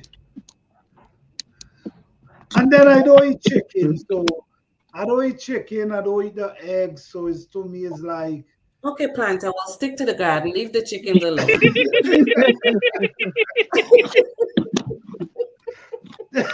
Yeah. You see, there's no need for me to reel them. Yeah. I see Unimportant Homestead. I saw one of his videos where he said he raised rabbits. I know that got to be interesting. Nope, I don't want any rabbits. Actually, the reason I'm saying this is because, so in my city, we do have the Board of Health coming in to check they call it barn inspection once a year. And so my inspector came out yesterday and I was talking to her about, raising rabbits. And she was telling me she raised a rabbit herself because she belonged also to a 4-H club. And she was telling me, I don't think you want to get into it with the rabbits. Like the urine is just because they pee all the time. They pee and poop so much. And the scent will like really overcome. Like if you don't have that big amount of space, then just leave it alone. So that was her advice for me. And I've heard that before, from a lot of people. But, I don't eat rabbit. I don't know what it tastes like, but I just like to experience different things. And so I was going to try to raise rabbits, but I'm probably going to stick to quails because I haven't done quails as yet. And I want to try doing that just to experience it. How have you had quail? Have you eaten quail? Or are you doing it for the eggs? I have eaten quail eggs. I have eaten quail before. Would it taste like chicken? Everything tastes like chicken. No, I don't know if it tastes like chicken. What it tastes like? It tastes like meat. Okay, all right, I got you. It's a meat. I won't say it tastes like chicken. Hey, I got 2% battery life, so I gotta go, y'all. All right, GT. Thanks for being here, man. All right, thank you for having me up. All right, no y'all problem, have a good man. one. All right. Hey, trust the process. Take care of those chickens. All right. Yep. So Audrey Living Life said rabbits taste delicious. Okay. I've never had it. I eat it long time ago. Yeah. When I was a little boy growing up, long time. I can't even remember how it tastes. Yeah, I have plenty of free range rabbits running around. I do too. So yeah, I could probably experience it. I'll raise them in a while and I'll probably taste it that way. Yeah, I got plenty. I mean, I know here where I'm at 2 years ago, they were scaring people off from raising rabbits or even killing wild rabbits because they were saying that there was some disease that was going on here. But it's funny that they put that out that there's a disease, but they couldn't tell you what disease it was. Wow. Yeah. You ever notice that they say stuff like today? I saw in the news that they're talking about don't go buy any sliced meat. Did y'all see that story? That they said there's a food poisoning going on. What is in the states? Across the states, they saying don't go get no deli meats because some of the deli meats are contaminated and people are getting sick. The CDC put that out today. Wow. Really? Just like they did with the deers. I mean, I'm a hunter, and they were testing the deers for that big thing that happened in 2020. Why test the deers? Why do you need to test the deers? Yeah. I don't get it. Well, I know here they were telling people that they couldn't shoot the deer for a while because they were talking about the zombie deer thing was going on here in Virginia. Yep. You know what the people here said? Forget that. Them deers is fine. We're going to shoot them regardless. Yeah. And I have deer in my yard. I see them all the time. They come in because I'm no threat to them. I don't eat them. I leave them alone. As long as they don't mess with my stuff, I don't mess with them. They weed the right side of my property. That's for some reason there's something over there that's growing wild that they like to eat. They just stay. Do you have oak trees? Yeah. There must be a food source wherever you see them gathering, they're either bedding down there or there's a food source there. I see the adults standing up eating, and I see the does, the little baby ones, whatever they call them, they laying on the ground. And normally when I look out my window, I usually see them around between 6 and 7 in the morning when it's just light, because the more brighter it comes, they just take off. But they hang out there in the side of my yard. I don't know what's over there that they like. I don't go over there and do nothing to the land over there. I just leave it alone, and they weed it out. They kill all this stuff over there. But what I notice now, I guess the males are territorial because they're using their horns and they're scratching up my trees. So they're doing that too. When it's a rut season. Okay. That's when they to mark their spot. So that's what So me as a hunter, going out and doing scouting to catch deers, I would look for those markings on the trees. Okay. So I would know that a deer would pass by there, so I can set up my tree stand or whatever there to catch the deer, because it's going to come back. It's going to keep coming back because that's its spot that it's marked. You know what's funny? If I was a deer hunter, I would probably never see deer in my yard. But because I don't hunt them, they just come on their own and hang out.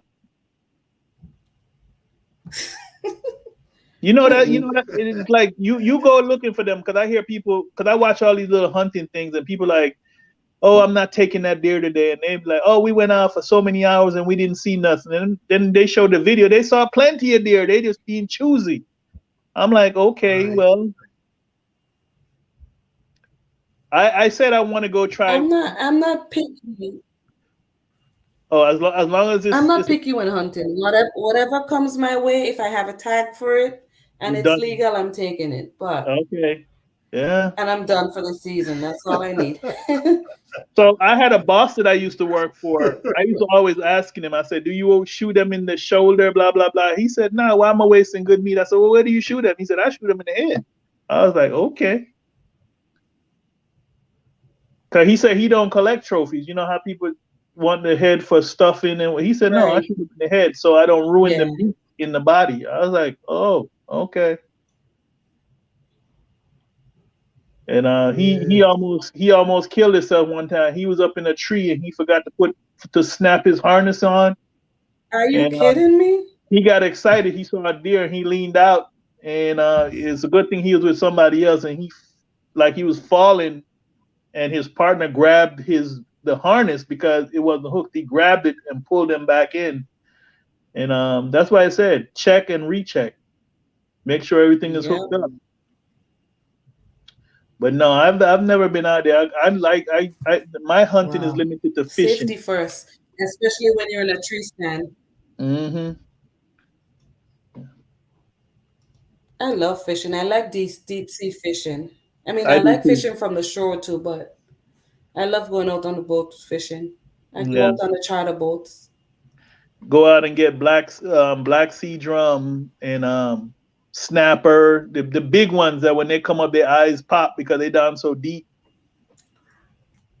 Or do bank fishing and catch freshwater bass. I love that because it doesn't have that raw smell. It's just fresh. Brim, stuff like that. I haven't gone fishing in a while. I'm fiending. And here in Virginia, we're surrounded by water. There's lakes and rivers and the ocean. And but the problem is we got so many nuclear power plants, and anywhere there's water source. I wanted to fish when we went to Virginia Beach.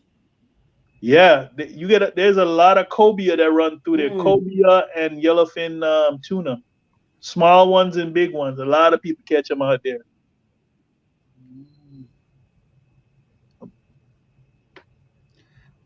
They're eating a lot of farm-raised fish these days, man. Yeah, if it's not wild caught, I don't put it in my. But like I said, I don't eat a lot of meat stuff anyway. If I don't catch some freshwater fish, I pretty much don't eat fish. And if I have to eat fish, then I'm looking for wild caught. Makes sense. But you see, it's crazy because these days you don't know. All they gotta do is put a tag and tell you, oh, it's wild caught. You know what I'm saying? Yeah. If you ain't know for yourself that they could tell you, yes. They could tell you anything. They tell you organic. Yeah. Like how they could tell you organic. Oh, this is organic, and it's not. It's the same. They could tell you it's wild caught and it's a farm raised. That's why people got to learn and try to do their own thing. So at least you know what you're eating. Yeah. Hey, Fifi, James asks, what do you wash your stuff in before you go hunting? Unscented Arm & Hammer detergent.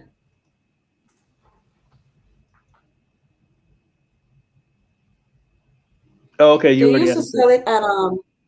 used to sell it at the Dick's Sporting Goods. So I used to buy it there that's when they used to sell their stuff at the Dick's store, like all the hunting stuff, but now they don't because of all these shootings and stuff. So that's what I use. And I do spray. I buy the spray and I spray my boots. I spray my hunting gears, everything with it. So about the pee, I was gonna say. Go ahead. Go ahead. No, I was gonna say about the pee. You were talking about the pee earlier, and that reminded me. I do pee when I go in the woods because when in the rut, you get more successful. You have a better chance because I have lured a buck with my pee from peeing in the bush. Because it was the rut season. Yeah, so smelling that estrogen. That was my experience. Yeah, smelling that estrogen. How often do you go out and hunt? So we go out every season and we do bow hunting. We never got anything with the bow. Bow hunting is harder, but it's fun. And I don't mind being out there in the woods. We do shotgun and we do black powder. Black powder? That's like what, one shot? Yeah, I know. But I mean, it's fun. The experience is absolutely fun. I hear you. But, what's that? I said, I hear you. Yeah. Yeah. I've never, I got invited one time to go out and deer hunt. And the folks that invited me gave me the EBGBs. You ever know when somebody you know, but you really don't know them, and you don't want to go out in the woods with people with guns that you really, really, really don't know. Right. Yeah, exactly. I mean, you got to trust people with your life when you out there. How many times you heard of somebody getting shot on a hunting trip? Right. Yeah. I just go out with my husband. That's it. Yeah. And we do hunt public land, so we don't go out in groups like that. Yeah. I know when I was down in El Paso, my classmates would go quail hunting, and so many people got shot with birdshot. Fortunately, it was birdshot and nobody got killed. But these jokers, they go quail hunting, drinking, and they just squeezing shots off. Right. That's the thing with when you have like a hunting group. Like it gets so dangerous because they think they should be drinking while they're hunting, and Right. that's one of the rules, that you don't consume alcohol when you have a firearm. Like, come Right. on. So that's bound to happen. Mm-hmm. It's the same thing with when you go deep sea fishing. I don't go deep sea fishing with anybody that I know that's going to be drinking. That's too much playing with your life out there on the water. Listen, I'll be safe. Trust me. They can do whatever they want. I can swim. I might use them as a flotation device. Yeah, I can swim, but that's a lot of swimming. And what a lot of people don't know is if you out in deep ocean, that's a lot of water to thread. Yeah. Yeah, I mean, if you out in deep ocean, what you want to do is not swim. You want to float. And the current, you're at the mercy of the current. What have to kills go with the current? That's the thing. You have to go where it takes you. You can't fight it. Exactly. And that's why when they say wear a flotation device, that's real. You better wear your flotation device, because floating, and it just depends if you're gonna be shark bait or not. If you look like a prey, he gonna attack you. And that's why when you're in the water, you should just stay completely still. Because if you're moving, you attract predators. I learned that from swimming in Jamaica on the reef. Survival all around, because if you go swimming on the reefs in Jamaica, what attacks you is not sharks, it's barracudas. Mm-hmm. Oh, same in Grenada is barracudas, and they're hunting you down when you're out there. Okay, David talking about don't listen to me. Okay, you go out there in deep water and start swimming. All right, good luck to you. Good luck to you. I remember when I was young, I used to swim. Did you hear what he said? That your button is supposed David is a mess. Yeah.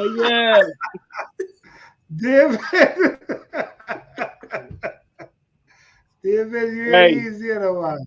Listen, the government spent a whole lot of tax dollars teaching me all these survival skills when I'm out in water, I'm in jungle terrain. And some of the things that I definitely retained that can save my life. And one of the things was they're talking about, if you out there in ocean water, don't be swimming, float.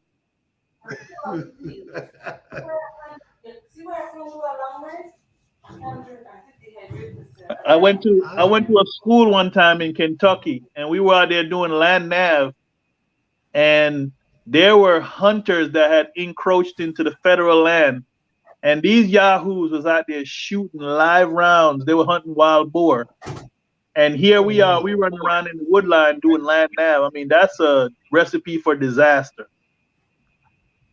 Oh, we'll forget that one. Okay. Taste the grizzle. Okay. What did Max say? Max said nothing want to eat David. Oh yeah, he tastes like grizzle.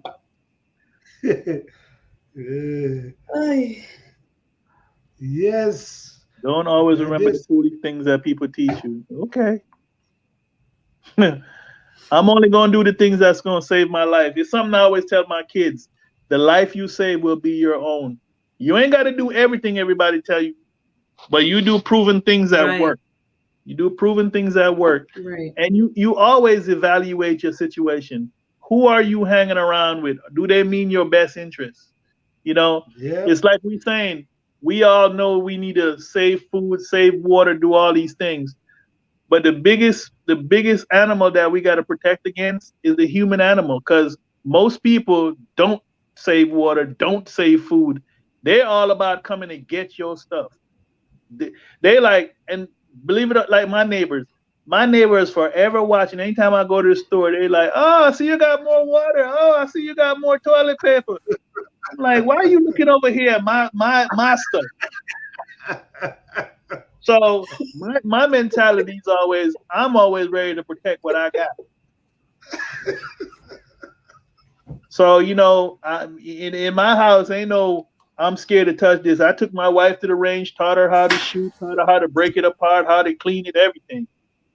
Because when you come to this house, if she don't want to shoot, she know how to reload the magazines and pass me ammunition. You might get the stuff. You might get the stuff, but you're gonna catch some hot ones with it. They watch you. They watching. My neighbor, listen, my neighbor come across, we be talking at the fence line. He said, he always asks me, he said, "What you growing, man? What you got over there?" He want me to give him a rundown of everything I'm growing. Now he ain't growing nothing. He just sitting there waiting on me to give him my stuff. And me being a good neighbor and a good person, you know what I give him? I give him seeds. I give him seed start. And he look at me like, "Man, I don't have the time." Yep, that's what you do. Okay. All right. Okay. I'm like, okay. But you get the time to ask you what you're growing. Every time. I finally convinced the neighbor that lived to the right of me. He kept asking me, and I told him, I gave him some stuff, and now he got a little plot. He grows, peppers and tomatoes and cucumber. He doing a little something. But the joker that look like me now, that live on the left side of me, he's like, "Man, I don't do none of that gardening stuff. That used to be slavery stuff." I'm like, okay, all right. Those are the people that you have to watch out for. If something happens, those are the people that you look out for because they know you're doing it. They're coming to get your food. Yep. What David talking about? You're gonna get the right side of your ass chewed off. Y'all keep listening. Boy, I tell you, he lived to instigate, don't he? David need to go sit in the back of the class because he's not listening. He's been a distraction right now. Yeah, well. They move the try for they watch it we buy. Yeah, man. They watch it we growing and they doing nothing. My neighbor don't say nothing to me till he think it's time for harvest. He's like, "Hey, neighbor." I'm like, "Hey, what you growing over there?" "Nothing, just grass, just like you." Because that guy love his grass so much, he out there giving it. What he giving it? He giving it grass seeds. He giving it lime. He putting all kind of stuff. He's so meticulous. He out there with a little scissors. He cutting. And I'm thinking to myself, all this time that you're doing to do this grass, and then he was just out there the other day. He out there raking up leaves. So I went over there. I said, "What you gonna do with them leaves?" He said, "I'm gonna put them on the curb." I said, No. Let me get them leaves. So I waited for him to pick them up. He said, "Well, if you wanted them, you could have went ahead and raked my yard up." I said, "No, why would I do your work for you?" You know what I'm saying? "No, I ain't gonna do your job for you. I'm just like the garbage man. You was gonna throw it away anyway. I'll take it." I mean, he's a good guy. He an older gentleman. You know what I'm saying? And he married a little young thing, and she just want to style and look whatever. And I'm like, "Listen, you need to put away some water. You need to put away some." You know what? Both of them told me that's why we got the store. I was like, okay. And I'm like you, Planter. When this thing hit back in 20, I didn't have to go to the store. I didn't even leave my house for almost 9 months because I didn't have to go. I didn't have to go nowhere. I had enough water. I had enough water for a year. The only reason why I left my house was if you keep water in your house, you got to cycle it out. I went and cycled out my water. Yep. That was the only reason I went and got some stuff. Just go get fresh water. But other than that, So that's what I'm saying. If you're maintaining your own stuff, and I saw Triple did in a video saying, if you're not out here buying ammunition as part of your sustainment, you should have something to defend what you're saving. If you're just saving your food and doing it all and hoping on people's good nature, good luck with that. No, I believe if push come to shove, people will be coming into your home. And, yes. And listen to me, and you growing your food, they're not growing, but they're watching you. Yeah. They're watching you and every step you make, and they know where to come when they need food. Yeah. Listen. They're not going to be hungry and you have food. listen, Ian just hit down in Florida. My mother lived down in Florida. When Ian hit, what is it? 4 days after Ian hit, they didn't have no power. They didn't have nothing. She said the police wouldn't even come out. The police, the sheriff, nobody. She said it was wild, wild west. People were moving into people's yard, taking their stuff, and what you gonna do about it? And so, you know what I'm saying? Like in the state that I live in, it's open carry state. You come on people's property if you want to. Wow.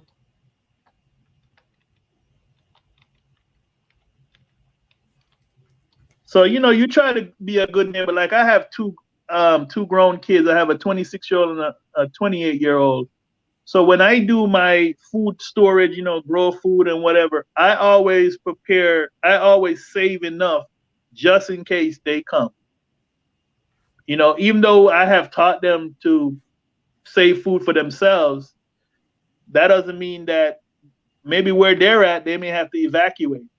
I always tell them home is a fortress. My son already know the deal. He know where everything at. This is a fortress. So we're going to defend it if we have to.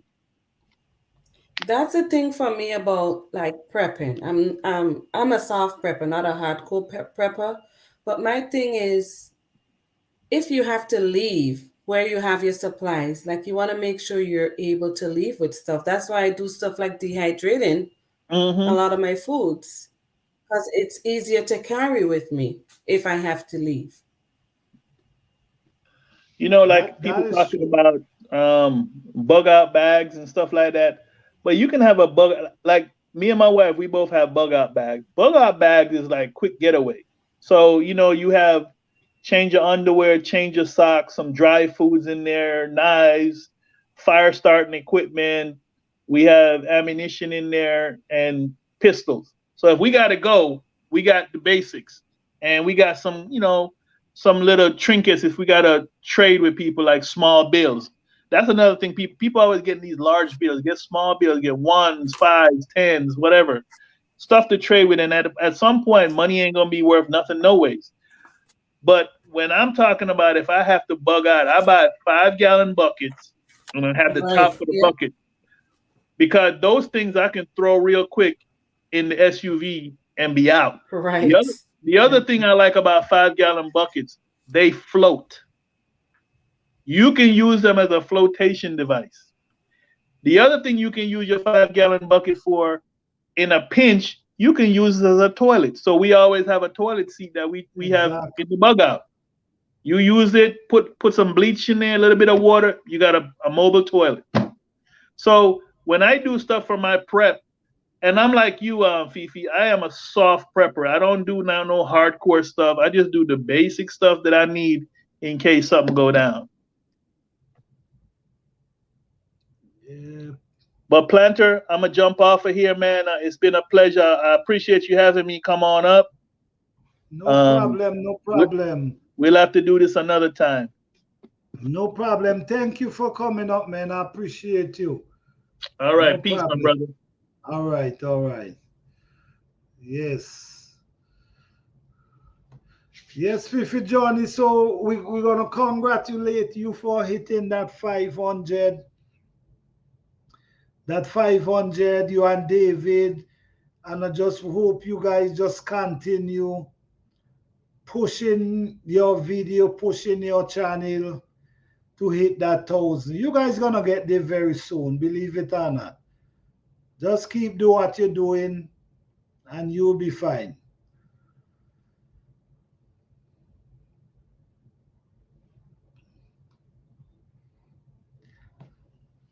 Oh, Miss Audrey, you're not, okay. I see somebody say happy birthday, so I thought it was your birthday. Okay. Sorry for that. Okay, all right. And David is the 18th. All right, happy birthday, everyone.